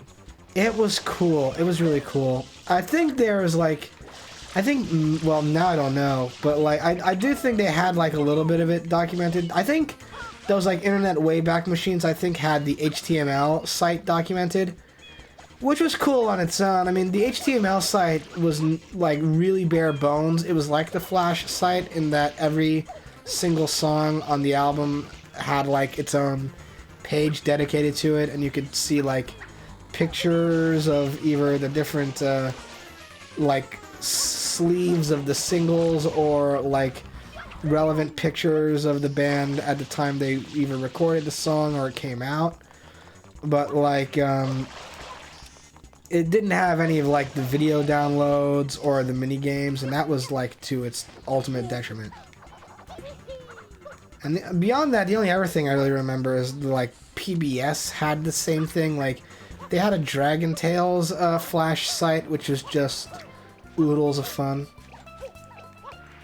Those are my main memories. And then by the time I was in like late elementary school and early middle school, that's when I would start seeing stuff like the Addicting Games websites and all of those stuff. So Yeah, my memories of Flash were like, besides the games, I think early on it was like watching animations and films presented through Flash. So there's this one guy, I had to pull up the website to make sure it's still around, called Legendary Frog. That was just like a bunch of like, pretty much a bunch of parodies of things. Like there's like a lot of Resident Evil parodies and like Lord of the Rings parody stuff. That was, I mean, I thought it was funny back then. I haven't seen it now to see what it's like, but... The one I remember, did you ever see those like movies told in like 60 seconds, but all of the characters were like rabbits? Did you ever see that? Maybe. That was like a really popular thing where I was like in elementary school, where there was like a website that was dedicated to like someone had animated all these rabbits reenacting like a bunch of movies, and he would do it at like the speed of sound. And my parents absolutely hated it, like, because there was no limit as to what they would cover. Like, they would have these rabbits, it would look like an animated like kids thing of these bunnies, but they would be doing like quick recaps of any movie. So like sometimes it would be a Disney movie, and sometimes it would be Pulp Fiction, and it would be like, you know, on the occasions where you would be like getting these recaps of like movies that are rated R, it would be like my parents would find out that I was watching this and they would be appalled. And they actually, it got us into a lot of trouble because we were watching it at the Boys and Girls Club. And then when my parents found out that we were all doing this, they actually like went to the counselors of the Boys and Girls Club and said, "You must stop this." So then that got me in a whole hell of a lot of trouble with the other kids. Just helped out my standing of other people so much.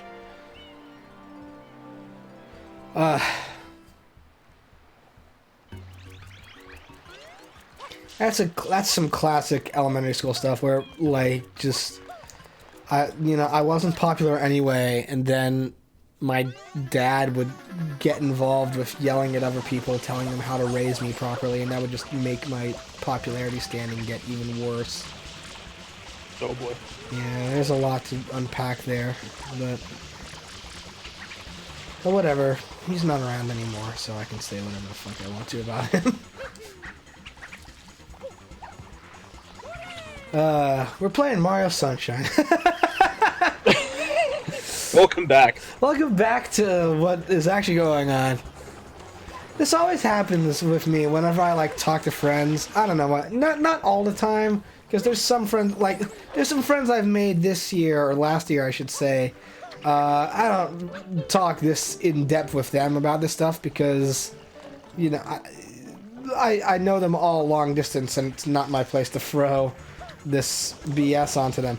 But like, You know, I enjoy talking about deep things with friends. I know some people can't handle that, and that's fair to them. And maybe I continuously maybe I'm a habitual line stepper, to quote Charlie Murphy about Rick James. But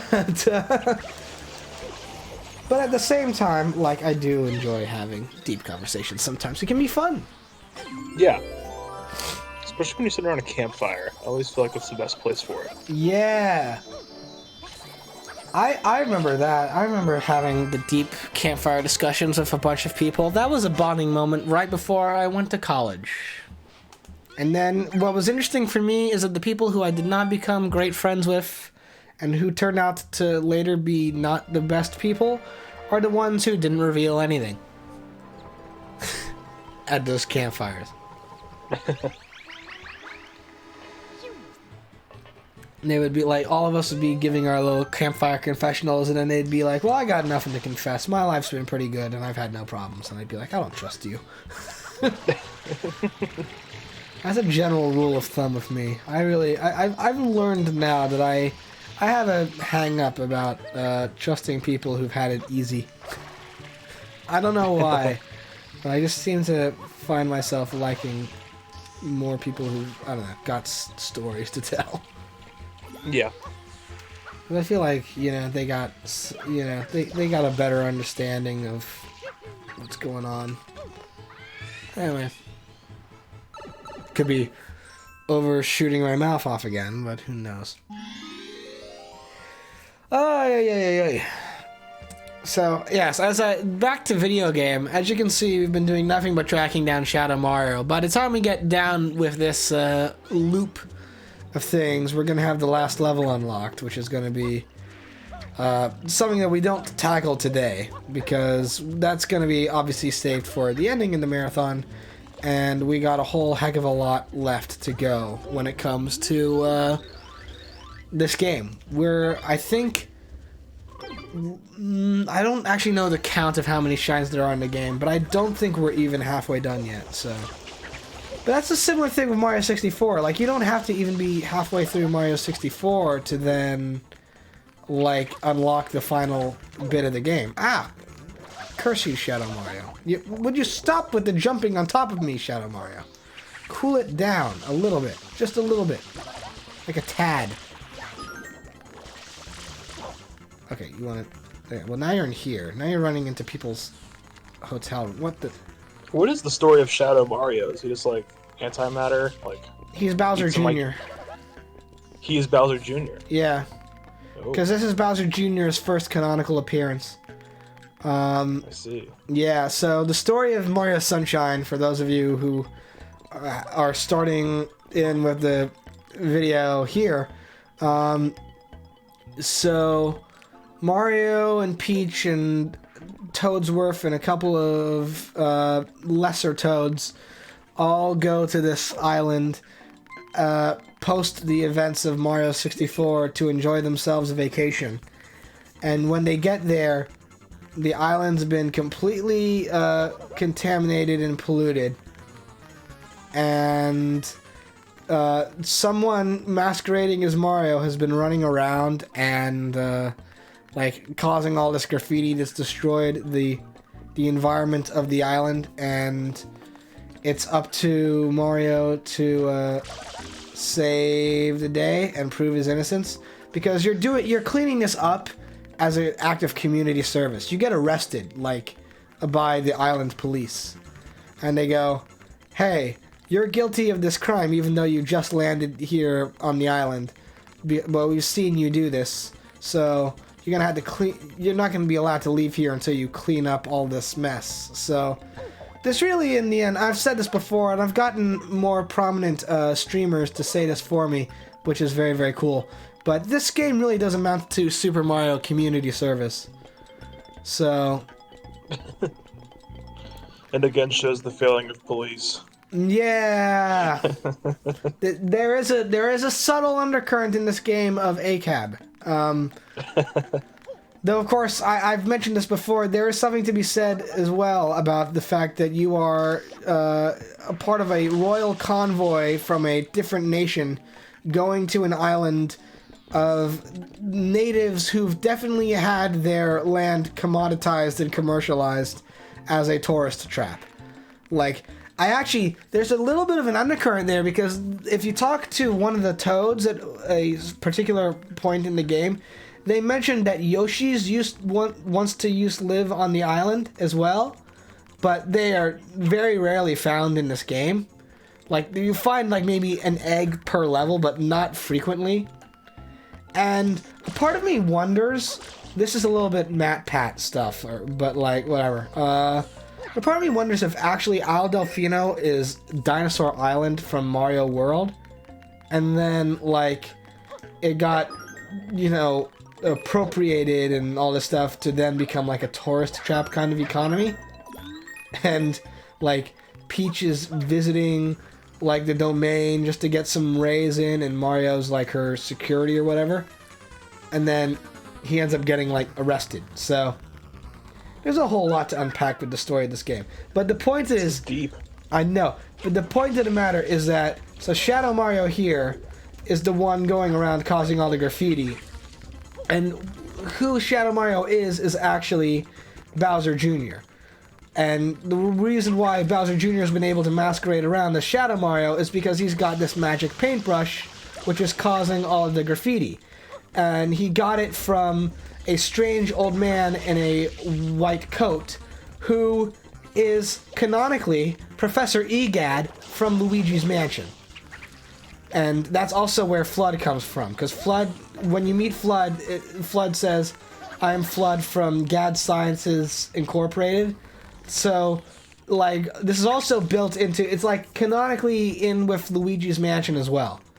So, Professor Egad somehow or other, like, met Bowser Jr. and said, "Ooh, here, try my magic paintbrush. It can make anything come true." So then Bowser Jr. uses it to disguise himself as Mario and wreck the plans of Prince and Mario's vacation. For you see, he knew that they were coming because Bowser Sr.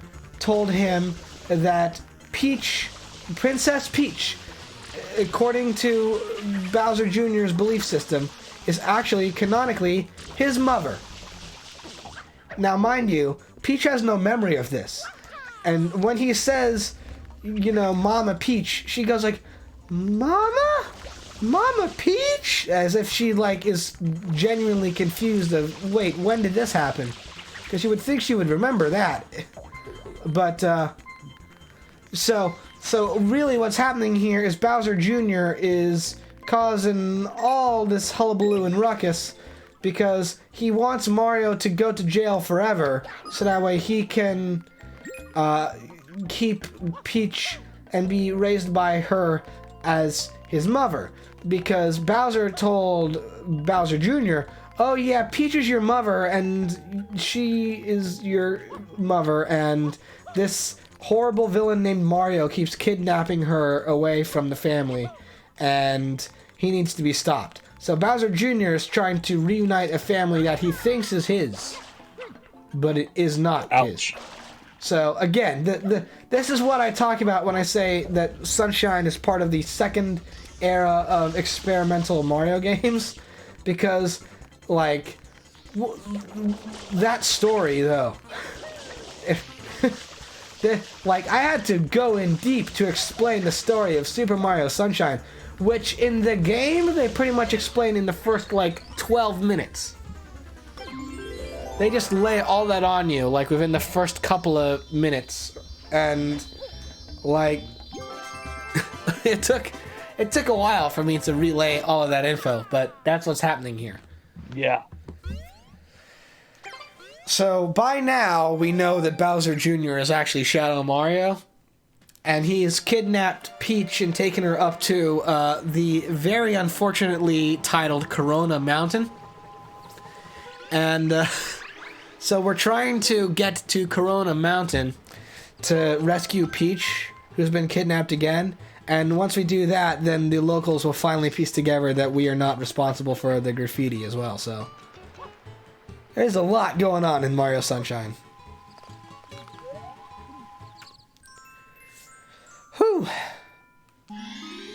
And that's also Well, that's a wild story. It is a wild story, and that's not even talking about how like the reason we're collecting the shine sprites is because Bowser Jr.'s graffiti caused the Guardians of the Island, who are the shine sprites, to flee the island, leaving the whole place in like a perpetual state of darkness.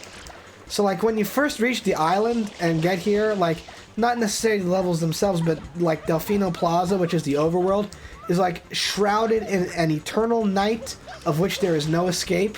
And that's purely because the graffiti in the environment got so bad that like the protectors of the like actual spiritual protectors of the island, who like keep it a tropical paradise and keep it all clean and make the citizens' lives so happy and wonderful, have fled.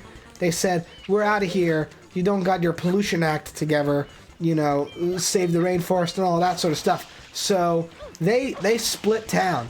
And so Mario has got to get them to come back by cleaning up all this graffiti. So by collecting all these shine sprites, we're saving the island's ecosystem as well. Because they will come and they will protect the island, and it'll be a wonderful time for everyone. That's the takeaway here. It's quite something, isn't it? Yeah, I would say. I didn't know it was that deep. I just kind of figured you're just running around like shooting water things for fun, you know? Mario lore is beyond me. Mario lore, I mean, here's the thing. In fairness, like, I think this is the most complex Mario lore ever gets in the series. It will get bigger and more bombastical and theatric in the future games, but not relatively as deep plot-wise. Which is what I would say is actually one of the commendable things about Sunshine, which is why I say it's just barely on the top 10 for me, because for as much as I feel like sometimes it doesn't control superbly well, like it takes enough chances that I do commend it, and I'm like, okay, well this is very respectable, and it's nice seeing Nintendo take a chance and a risk every now and again. So, if I could just jump into the pipe. Jump into the pipe. Jump into the pipe. Okay, there we go. So, this is the last of the Shadow Mario things. So, once we get this one down, we will have unlocked the way to Corona Mountain. But because we've got only like 50 shines of what is definitely way more than... Like, we're pretty under the halfway mark, I think, in terms of like actual collectibles we've gotten. So we'll be like going to Corona Mountain just to like see it and be like, yep, here it is. But like we won't be able to continue on with any more of the levels until we like go there and just either exit or fail. So, and there's a very specific reason for that, which you will see once I stop this Shadow Boy in his tracks. Oh, goodness gracious me. I do not like Pianta Village as a level because this is the only level where the goop actually, like, actively harms you and puts you in a... Well, I guess Serena Beach does that too with the electric goop, but that's only on a couple of levels. Whereas here, it's like all the goop that is available is all lava goop, which just can soft lock you into death, which is not fun. Though I think at the very least I'm getting Shadow Mario down relatively well. Ah, okay. I like too how even after we like canonically recognize that Shadow Mario is just Bowser Jr., he's still going around A, as Shadow Mario, and B, leaving behind like M graffiti as if that's to be like, oh yeah, maybe it actually is Mario though. Like by now they all gotta know that that's not the case. Like they gotta know this by now, right? We've gotten this far into the game. They have to know. I want to give the island inhabitants a bit more credit. Also, gosh almighty, are the actual winds of change really coming after us? It's one thing to be going after, like, Shadow Mario and dealing with Shadow Mario's fire goop. It's another thing when, like, actually the winds of the earth are, like, trying to stop Mario in his tracks as well. It's quite a sensation. What's that to say about Mario? What the earth hates him? I don't know. I mean, if the Earth hates Mario this much, then maybe he had nowhere else to go but outer space. Which was the next entry in the 3D games, at least.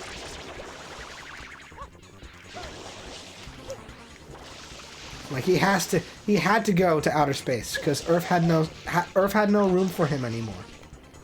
They were like, get out of here. Get out of here with you and your shenanigans with paint and jumping into paintings and spraying water all over the place. Don't appreciate it. You need to stop this. Okay. Of course, that's actually not the next game we'll be playing, even though I think people would be wanting us to go immediately into Galaxy once we wrap up with Sunshine. But not the case. There's a game in between this game and Sunshine, well, this is Sunshine. There's a game in between this and Galaxy, which must be attended to first. Can't ignore it. Also, I am close to death. If Shadow Mario would just finally die, it would provide me with much happiness. Stop this nonsense. There we go. I'll remember this. Okay, just gotta wait this out for the winds. Gotta wait for me wind. Alright. What is the next? Huh? What is the next game in your series? That would be New Super Mario Bros. On the Nintendo DS. Oh yeah. Which again was another game that I remember coming out and seeing my friends play, and I just didn't have it because I didn't have a Nintendo DS. Same. Oh, and there he is, Shadow Mario! He's unlocked the way. Corona Mountain is available and accessible. And look at what he's done. He's flooded Delfino Plaza. It's all flooded. Goodness gracious me. Venice. They do have the gondolas. This is a very Venetian themed Very Venetian. island, so. Dabs alert! Delfino Plaza has recently experienced a waterfall-like deluge of rain in all areas. Residents are advised to seek shelter on rooftops to avoid the rising floodwaters. Alright, let's talk to some of the folks here. You first. It sure is brighter. Have our shine sprites come back? Most of them, not all of them. Well, not even most of them. Just like a little under half of them. Everyone evacuated to their roofs, and a good thing too. Here's Blue Toad. What do you gotta say, Blue Toad? Blue Toad? The town's flooded! I've never seen so much waterfall! What about this guy? Is this your doing too? Dumping goop, dumping water. Just make up your mind. We're this far in, you silly, foolish cops. We are this far into the game and you haven't pieced together that this is not my doing. Come on now. I think the island inhabitants have gotten the picture. I don't think you two have. What about you? What have you to say? You're sunglasses guy, aren't you?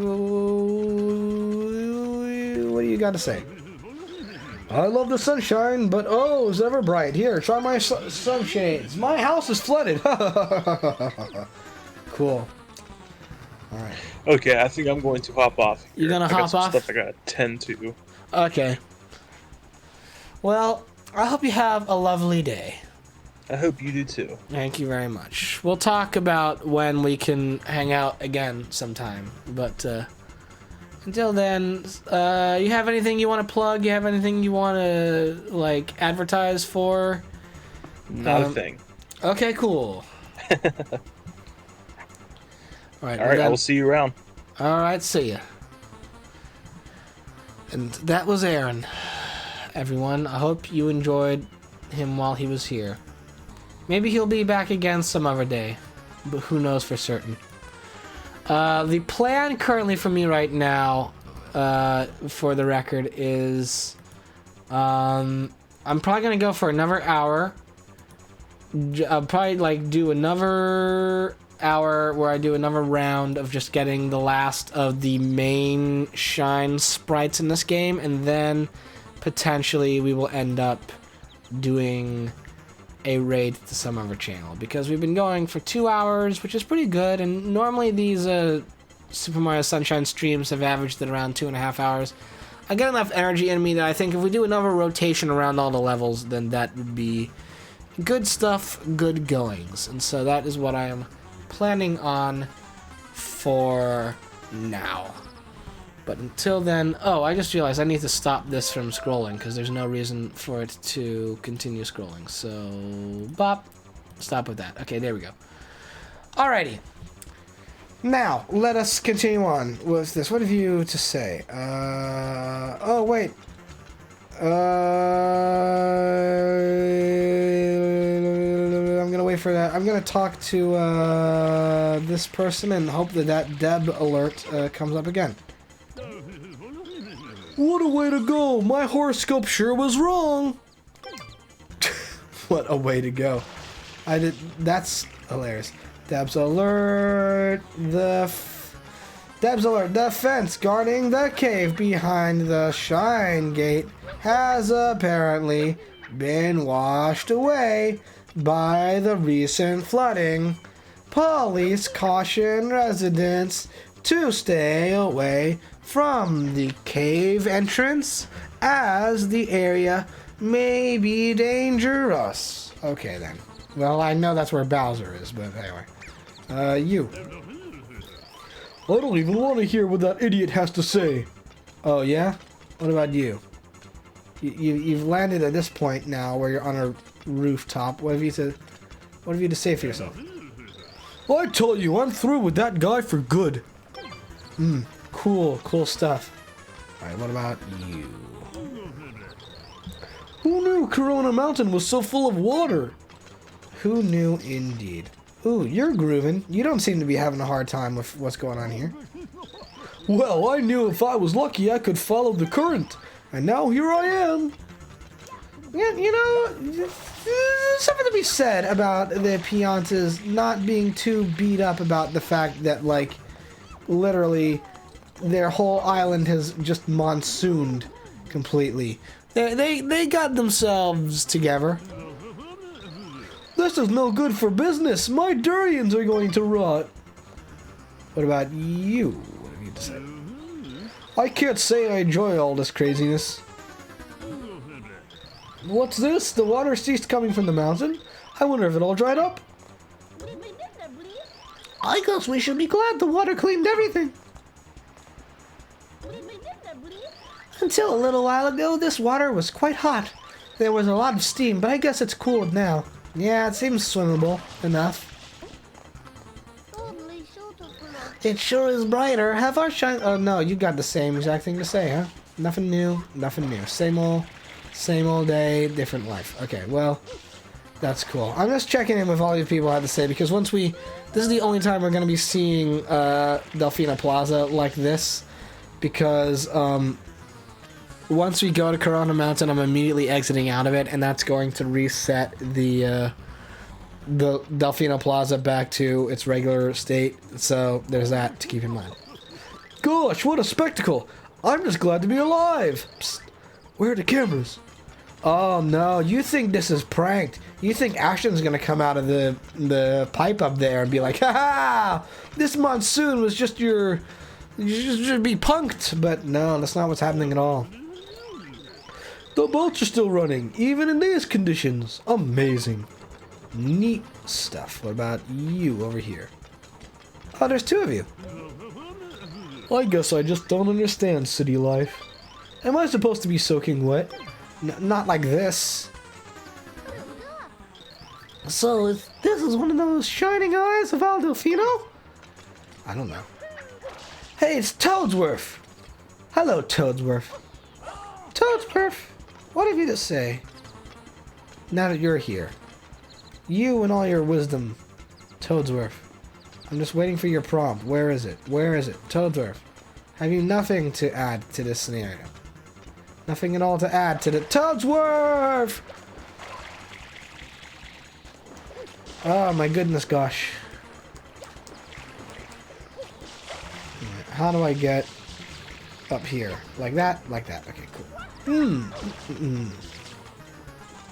Speak to me. Toadsworth, come talk to me.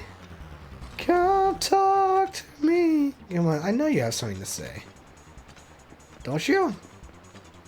Wouldn't you, Toadsworth, at a time like this, don't you have anything to say? No? Oh, there we go. Master Mario, did you see that? A fountain of water. It crashed down like a tidal wave, and it seems hot. Getting hot, hot, hot. Okay. And you. Okay, yeah. You are replicating a lot of people's thoughts and feelings on this matter. Whoa! Whoa. Okay, okay, there we are. What a catastrophe! Although it's kind of fun, too. Oh, and these are the boats. That are the boats. And that poor bloke is still on fire. I'm gonna leave him be. I don't think you can talk to him. I think that's one. If we tried to talk to him, he'd be like, "Ah, I'm on fire!" So, hi, Toads. Toads, what do you have to say? The town's flooded. It's a concentrated storm or something. What about you, Yellow Toad? Yellow Toad. Yellow Toad. Hey, Yellow Toad. Hey, Yellow Toad! Yellow Toad! What have you to say? What have you to say for yourself, Yellow Toad? The town's flooded! It's a deluge from the sky! Are they just gonna repeat, like, lines that they can say because they know about different storm patterns? What about you? The town's flooded! It's like a tidal wave from the sky! Yeah, that's the same exact line as before. Ooh, what about you? You seem to have done well for yourself. I just feel better when I'm wrapped in something. Well, I'm not talking to you anymore. Alright, so that's, I think, pretty much all the people we can talk to while the town's flooded like this. Might as well make our way forward to where we gotta go. So, the story here... Oh, maybe this guy... No, not him. But him, I think I can. I wonder if all my crates washed away. Oh, that's a spoiler for stuff we haven't done yet. Silly person. Alright, and you are just gonna say probably what? Yeah, it sure is bright, shines bright. It's okay. Alright, so we're just gonna quickly head on over here. Hi, Shadow Mario. Come back here. Alright, so as is clearly evident, here we are on Corona Mountain. This would be the final stage. This would be the way to Bowser. However, we're not doing it. We got more to do out here. And wouldn't you know it, now that we've been there, Dab's alert! The flood caused by recent record-breaking rains has receded, and the water level is back to normal.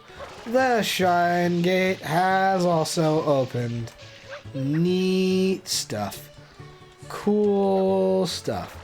Alright, so with that in mind, let's do... I think I can safely say I'm going to do one more round around the block. Just get the last of the primary shines, and then once we do that, then that means next stream will be potentially dedicated to all the bonus extra shrines, which will be quite an endeavor, and I think that will be interesting. But if my mathematics serve me well, I do think that this is going to end up being the second to last Mario Sunshine stream. So that's pretty neat, I say, in all honesty. So, with that in mind, Bianco Hills, red coin to the lake, let's go! So I hope you all have been enjoying the Sunshine stream series. As I mentioned before while talking to Aaron, we're going to be following this up with some DS shenanigans, which should be very, very fun indeed. Just cool stuff all around there. So, the red coins of the lake is an interesting one because I don't think all of the red coins are actually on the lake. I think a couple of them are scattered. Actually, I don't think any of the coins are on the lake. I think they're in the lake area, but they aren't actually by the lakeside. Most of them are round this way, I believe. So, these are going to be the little bit... Some of these, I'm just now realizing that some of these later shines that we're going for are going to be the ones that require a little bit of extra endeavors, a little bit of extra planning, a little bit of thoughtful, careful maneuvering. Some of whom I won't mention any names, like Yoshi's Fruit Adventure, are going to be preponderously difficult and will take many a minute. But I'm determined. I'm determined and set and ready to really give this the old good tries. Give it the 1, 2, 1, 4, and really make this happen. I'm determined to make this happen. So we're gonna see how this goes. Evade the skeeters. They are not what we want to see at the current moment. But yeah, I think this is going to be the second to last Mario Sunshine stream, which means that next week will be dedicated to all of the grinding out for the extra bits and bobs that are all involved in making this happen. So I hope you all are looking forward to that. I might actually, I was saying this, I was kind of hinting at this before to Aaron, and I don't know if I don't think I can never. Aaron's one of those folks, nothing against him, but Aaron's one of the people who I can't always guarantee can be on commentary, just because he has a very busy schedule, and him guesting on this one was kind of a last minute, that was arrived at after many attempts at like scheduling a hangout together. So with that in mind, what is gonna probably happen is I might ask around with some other friends of mine who do streams and see if they don't want to guest with me on the next Mario Sunshine stream. Just because I feel like grinding for the 30 blue coins on each of the levels, and then also finding all the extra shines in Delfino Plaza, and then getting the 30 blue coins in Delfino Plaza even, is going to be something which is maybe a little bit tedious to watch, maybe a little bit of a frustration, nothing too uberly exciting. And in that scenario, I might find it may behoove me to bring on some extra voices just to help chillax and help out with the help keep the energy up and flowing naturally and lovely. So I can't guarantee anyone at the moment because I wasn't expecting the last of the shines to approach this quickly. I kind of thought that I would have a little bit more time on each of the main levels and the main shines to savor that and plan a little bit further ahead in advance. So I guess, but by that same token, I guess, like, how further in advance do you want to plan out a stream? Do you want to like get it like months in advance, which I do actually have planned. I have one particular stream that I'm planning out months in advance because I want it to be a big one. Or do you just run with it as it happens? And I think in a scenario like this, run with it as it happens is, for the most part, the method and mode you want to approach it with. So we'll see how this goes. But it is looking like next week will be the last of the Mario Sunshine streams, which will be cool to have happen. I'll say this at the very least, I honestly do. I'm looking forward to potentially completing this game for the first time on stream. Like, that will be really, really cool if I can make that happen. I had 100%ed Mario 64 before off stream, so when I did it on stream again, it was cool and it was rewarding and it was very like, you know, wow, you know, we've done it, just because of the general accomplishment of, you know, doing that for the first time.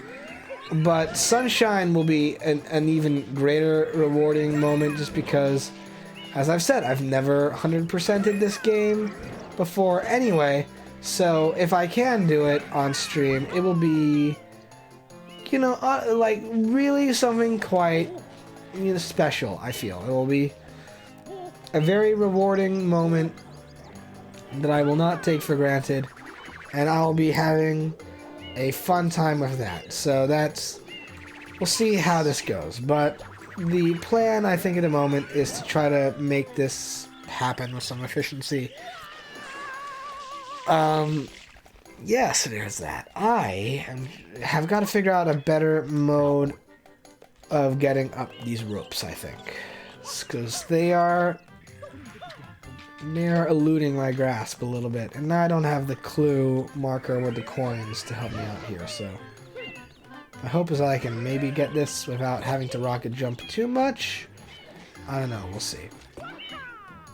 It doesn't help either that once again we have the return of the perpetual winds who like to keep blowing around and doing their thing.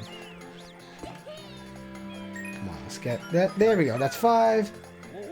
Whoa! Oh, hey, wow, wait a minute. Okay, so let's see here. 5. Hang on. I got this, maybe. I got the 6. Oh, no. Okay. Well, we can make up for it somehow or other. So 2 more left, and they're both up there. So let's do this just to save on time. There we go. There's the little refill of the water. Definitely need some of that. Okay, so... Hooray! I love that little sound effect. It fills me with cheer.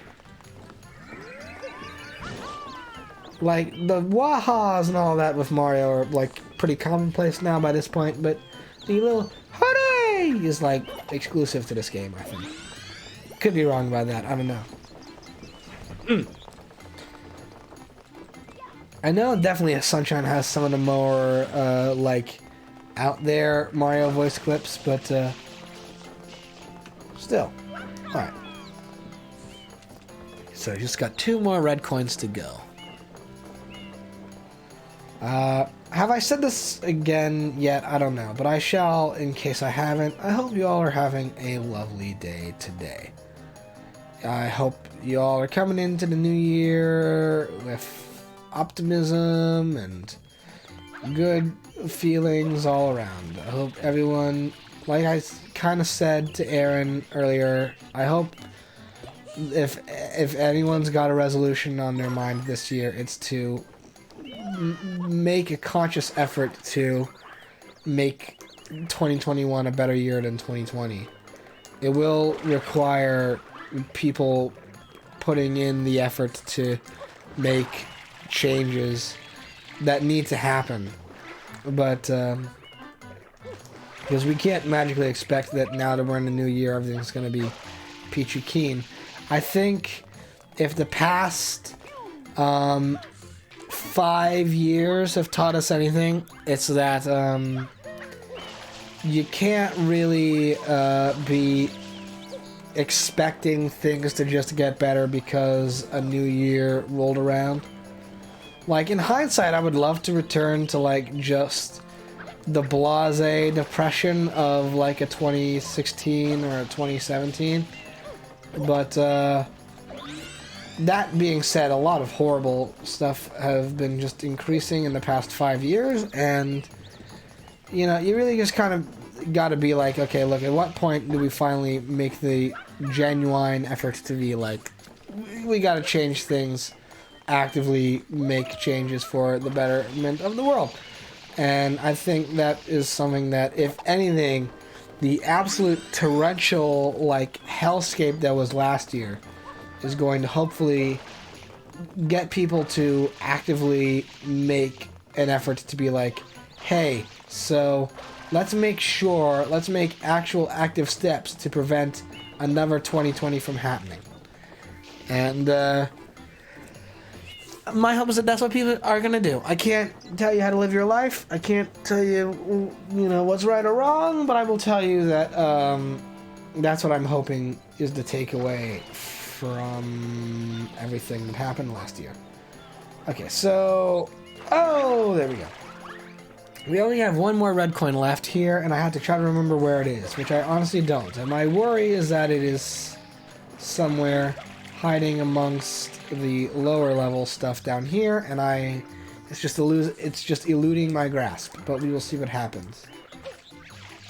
I'm pretty certain I got all the other red coins that are in this generalistic area, but I could be wrong. I think there is actually one that's like over here away. I don't know. Whoop, whoop, whoop, whoop, whoop. Maybe it's a blue coin I'm mistaking it with, but I'm pretty certain that, I don't know, let's see here. Or maybe it's from the other mission. I don't know. Could be either one. Could be either or. I don't know. I'm gonna go for one more loop upwards here. I'm definitely gonna need the rocket nozzle. That much is clear to me now. But we'll see how this goes. Ooh, whoop, nope, that's the wrong jump. There we go. That's more like it. Oof, there we go. Ah, oh, there we go. Okay, so now I don't have the hover ability, which is definitely a downgrade. There's no other way around it. Not having the hover is a substantial downturn. I knew it, I knew that would happen. I was like, that wind is gonna come. See, that's why you want the hover ability. You want the hover ability so you can evade the cautious winds. And without it, you're left in a little bit of a stuffed situation. Alright, and woo, come on. Come on. I hate the rocket nozzle. I honestly... This is another classic example of where Nintendo are like, let's get experimental with how Mario jumps and how he controls. And dependent on how you like your Mario and how you like your control style, that's either, they either succeed or they do very poorly. I think they kind of missed the mark a little bit. Because while the hover nozzle is great and wonderful, most of the other ones are pretty lackluster as far as I'm concerned. And nowhere is that more evident in situations like this where you gotta use the rocket nozzle, or you gotta use the turbo nozzle, or you gotta use any of these other, like, special flood abilities which don't work as well as the hover nozzle. Okay, come on now. It's right over there. I see it now. Do your thing. Yeah, rocket on over. Now I do. Alright, cool. There it is. There's the last one. I see it. I see it clearly. And I just need to go for it. The key with this is going to be making sure that the wind doesn't knock us off. Or that thing. No! Oh, you gotta be kidding me. Oh, God almighty, you gotta be kidding me. Alright, let's go for it again. I should probably try to find some health or something, shouldn't I? This is yeah, this is what it all boils down to in the end, doesn't it? It always boils down to one of these situations. Where the jumps just want to do their own thing independently of you. Alright, come on. If we can just do this, please. No. This, please. Thank you. Whew. Alright. So here come the accursed winds again. Just gotta evade them. Just gotta evade the wind. I wish I had my hover nozzle back. Come on. Coinage. There we go. This is a better situation than we were in before. Alright. Get up that. And come on. Up this, please. Up this, please, I say. No. There we go. I have to try to make sure I do the rocket nozzle like right when Mario's in midair, because if I use the rocket nozzle while he's grabbing onto the rope, then that's going to result in that spinny thing that I hate. That's going to just throw us completely off course. Alright. Oh no, don't be in a better position than that, Mario. Okay, there we go. No, okay.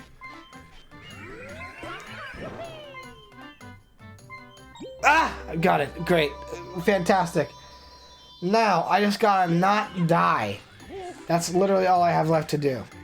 Is not die. Which, luckily for me, the red coin there really helped out in upping the health situation. Which we needed. Alright. Get over there and give me my hover nozzle, please. There we go. More like it, I say. Much more like it. Whoosh. And whoosh. And whoosh. Okay, there we go.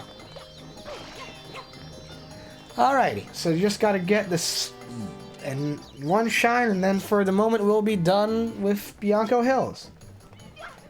At least with the main shines of Bianco Hills. We'll have many more extra shines to get in these levels, but still. Also, that took like half an hour. Holy guacamole. That's insane. Alright, hopefully, I mean, this next one's gonna take even longer, isn't it? Yeah, it is. Ugh. Well, whatever, I've committed to doing another loop around these levels, so I might as well. This will just be the one stream that goes a little bit longer than usual. Come on, there we go.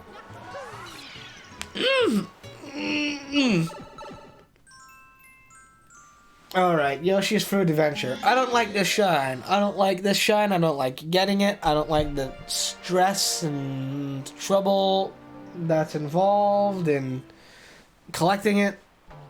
It's a frustration. And let's just get it dealt with. Why don't we? Alright, so first things first. We gotta head back over to the like market area up there. There we go. There with this. Oh, now, blooper. Look what you've done now.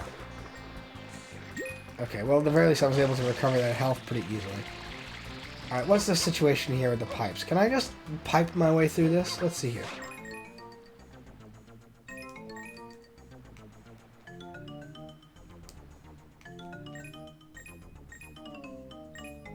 Yes, I can.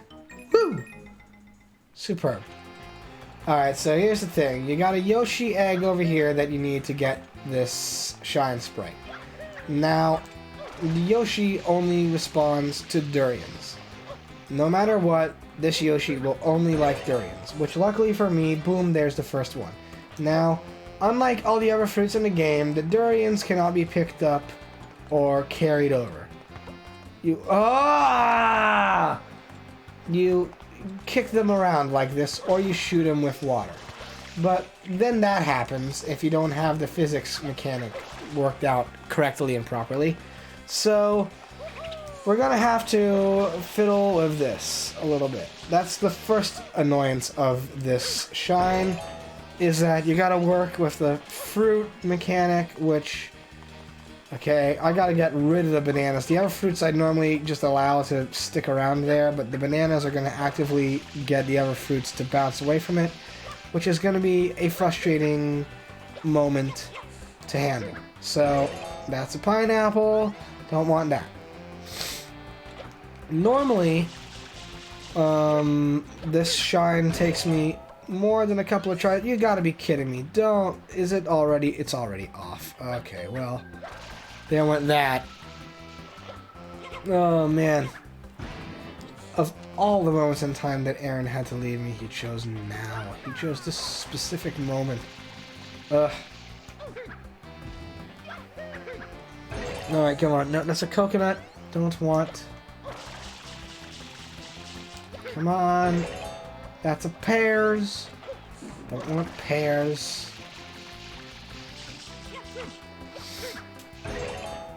There's another pineapple. The durian is being very touchy today. Sometimes, dependent on the amount of fruits spawned in, it just won't accept it. So, come on, let's go with this, please. I'm not getting any fruits. Okay, so there goes a coconut, which means the next one's definitely going to be a coconut, isn't it? Oh, a freaking banana. Oh, wow. Oh, wow, cool. Cool stuff. Hey, get that, right on out of here. Don't want that. Don't want bananas right now. I'm not in the mood for potassium. Okay, so this is... I'm going to have to refill on the water. After this shine, I won't be wrapping up stream, but I might end up going on a quick little break. Just to ease my mind a little bit. Because I know this is one of those shines that to nab is one of my least favorite endeavors. No, I don't want another bloody pineapple. You're giving me these pineapples, I have not a clue what to do with them. It's a frustration. Okay, there. Right there. There's the durian. The durian is where we need it to be. Now then. The key with this... I don't like how close it is to the pineapple. Get the pineapple out of here. Okay, so... if we just gently give it a nudge. Gently nudge it. Don't go too far with the durian kicking. Then we got the Yoshi. So now that's the first half of this frustration. Now here comes the second half of this frustration. We must now spray these fish with Yoshi fruit and hope that the platforming works. Which sometimes it doesn't. Sometimes platforming with Yoshi just doesn't work. Because again, Yoshi does not control, like, they figured this out. By the time you get to Galaxy 2, controlling Yoshi in these 3D platformers is going to be way easier and way more enjoyable. But in Sunshine, and Endeavor. Because here's the thing with Yoshi in Sunshine. For one thing, like, they do implement now that all the Yoshis can do the hover jump, which is nice. Even though the physics mechanic is still pretty slip-slidey, just like Mario. Which is, again, in my personal, humble opinion, not an appreciated endeavor. But here's the thing with the Yoshis as well. They disintegrate in the water. Now, when you've got an entire Shine sprite dedicated to getting Yoshi to platform across these platforms... what are you to do? What are you actually to do when you fall off? Because now, see, it would be one thing if it was just like, oh, no, like, whatever, we got, like, Yoshi's down for the count. I don't know why I grabbed the rocket nozzle. That's not going to help me out at all in this situation. But, like, it would be one thing if it was like, oh, no, we got to go grab Yoshi again. But no, Yoshi goes back into the egg like that and only wants durians, which means we now have got to go and get durians back to Yoshi before we can even have another go at doing that platforming bit again. So now you get stuck with trying to hope that the RNG of the game is going to allow you to have a durian, and then you got to figure out how to get the durian over to Yoshi without either kicking it past him or kicking it off the platform, because again, the durians are the only fruit in the game that won't let you pick them up. So now we gotta do this. Okay, so the durian's right here. We just gotta take this slow and simple, which is easier said than done considering how Mario does not like to move slow and simple in this game. He likes to sprint. He likes to sprint like his life is on the line. Alright, there we go. Got Yoshi back. Great. Superb. Wonderful. Now, then. With that in mind, let's try for this again. So it's another thing, too, that they want you to spray these fish, but you can't see them. You just have to kind of hope that they end up where you want them to be. And again, with the game's classic thing of slippery physics mechanics and odd depth perception, it results in an experience that's just utterly frustrating. There's no way around it. It's a frustrating time. Anyway, and there we go. Okay, so And then you gotta do it quick, too. Because you see, the thing is that Yoshi only sticks around as long as we got juice. Because Yoshi acts like the Flood. Yoshi is a Flood, but also alive. And not to say the Flood isn't alive as well, because it's clearly established in this game that Flood does have sentience. But Yoshi runs out of juice. And once Yoshi runs out of juice, he disintegrates then as well. So, okay, I feel like I undershot that. So, we gotta get this dealt with in time where well, now I gotta wait for the platform to turn back into a fish, which that's a sentence in and of itself, but gotta wait for this to swoop back around, and then we gotta try to aim it at a point where it's gonna be high enough on here that we can get Yoshi up to that platform there, which is why we can't just use the rocket nozzle, because you can't actually platform this with just the rocket nozzle, but you need Yoshi to unlock that little juice section there, because unlike all the other goop sections in this game, Yoshi is the only one who can get rid of those specific goop sections. Which, I will say, first time I played this game, I thought that those orange goop sections that couldn't be sprayed with the normal Flood was actually a glitch in the system. But, ooh, there we go. Did it. Spray Yoshi juice, get rid of that. Thank you very much. Now, can Yoshi join in the gathering of these? Come on. I don't think we can allow Yoshi to enjoy the spectacular wonderment of not unless we glitch through this gate, which I've seen happen before, but alas, Yoshi cannot even engage in the joyous spoils of... Nope. Because Yoshi's gonna disintegrate now. Say bye-bye to Yoshi. He's gonna run out of juice. Yoshi is turning green again. And bye-bye, Yoshi. Don't knock me off the platform like that. Okay, so there we go. Yoshi got us here. Literally, the shine's called Yoshi's Food Adventure. Yoshi can't enjoy the shine with us. That's so cruel and rude, but oh well. Alright, so I'm gonna quickly go on a little bit of a break, get myself a drink of water, stretch my bones out a little bit, and when we come back, we will get the rest of the main shines on the rest of these levels, and afterwards, then we will wrap up. But that's what the plan is right now. But until then, I'll be back in just a little bit. Stay tuned for more Mario Sunshine, and I'll see you all soon in just a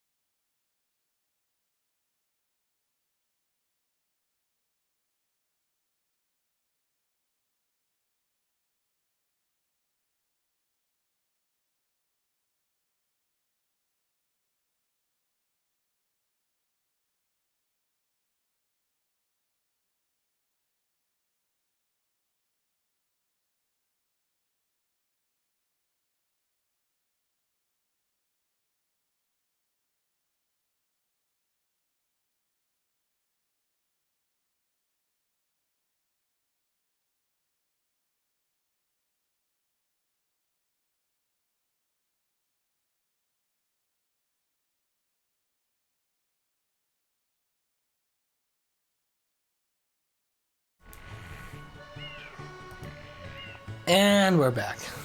Mario's taking a nice rest. Alright, so...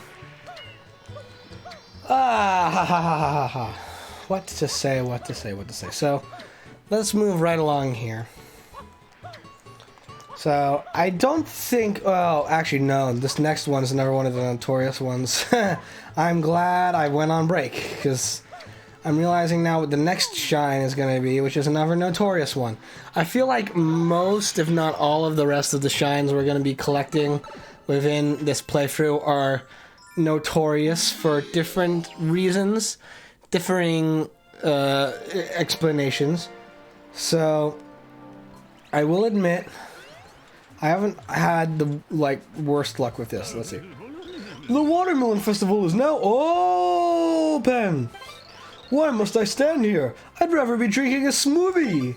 Well then, walk on over to the smoothie bar, buddy! You don't gotta be stuck there, just constantly, waiting for things to happen. Heckin' go, walk over, don't stand there forever. Get yourself a smoothie. Go get yourself a smoothie. That's what you can do. You don't gotta be standing there all the time. Gotta get smoothie stuff. That's my statement to you. So, alright, so the key with this one is that you got this watermelon here. You gotta bring it over to the juice bar over there. Now, the thing is that these watermelons are very, very touchy and sensitive. They do not like fast motion. They do not like to be kicked. They do not like to be poked or prodded in spectacular ways such as that. Now, mind you, dependent on wherever that landed, would you stop with this? Goodness gracious, stop! Almighty, oh gosh, oh golly, these frickin' coaxial waddles or whatever. Oh, there it goes. Boom, there goes my flippin' watermelon. Hey, yeah, I hope that injured you. I hope it did. You weren't even noticing it until I started walking towards it, and then you went at it like that, because your buddy's up here, whom you can't defeat. And this is, again, another typical thing of Mario Sunshine.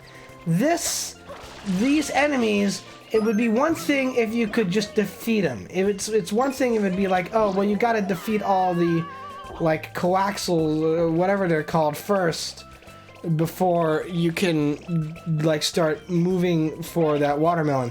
That would be one thing, but the fact that they're literally, you can't defeat them at all, they're impossible to defeat, you can at best stun them for a little bit, but not actually defeat them.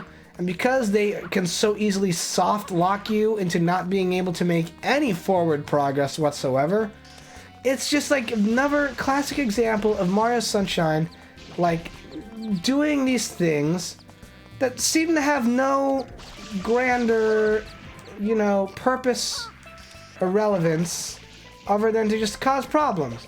Cause see, now here they all are. We gotta just spray them out of the way. No, you bastard! You bastard! Why? Oh, okay. Let's go for it now. We gotta make this. We gotta make this work. We gotta make this happen. All right, where is it? There. Okay. Whoo!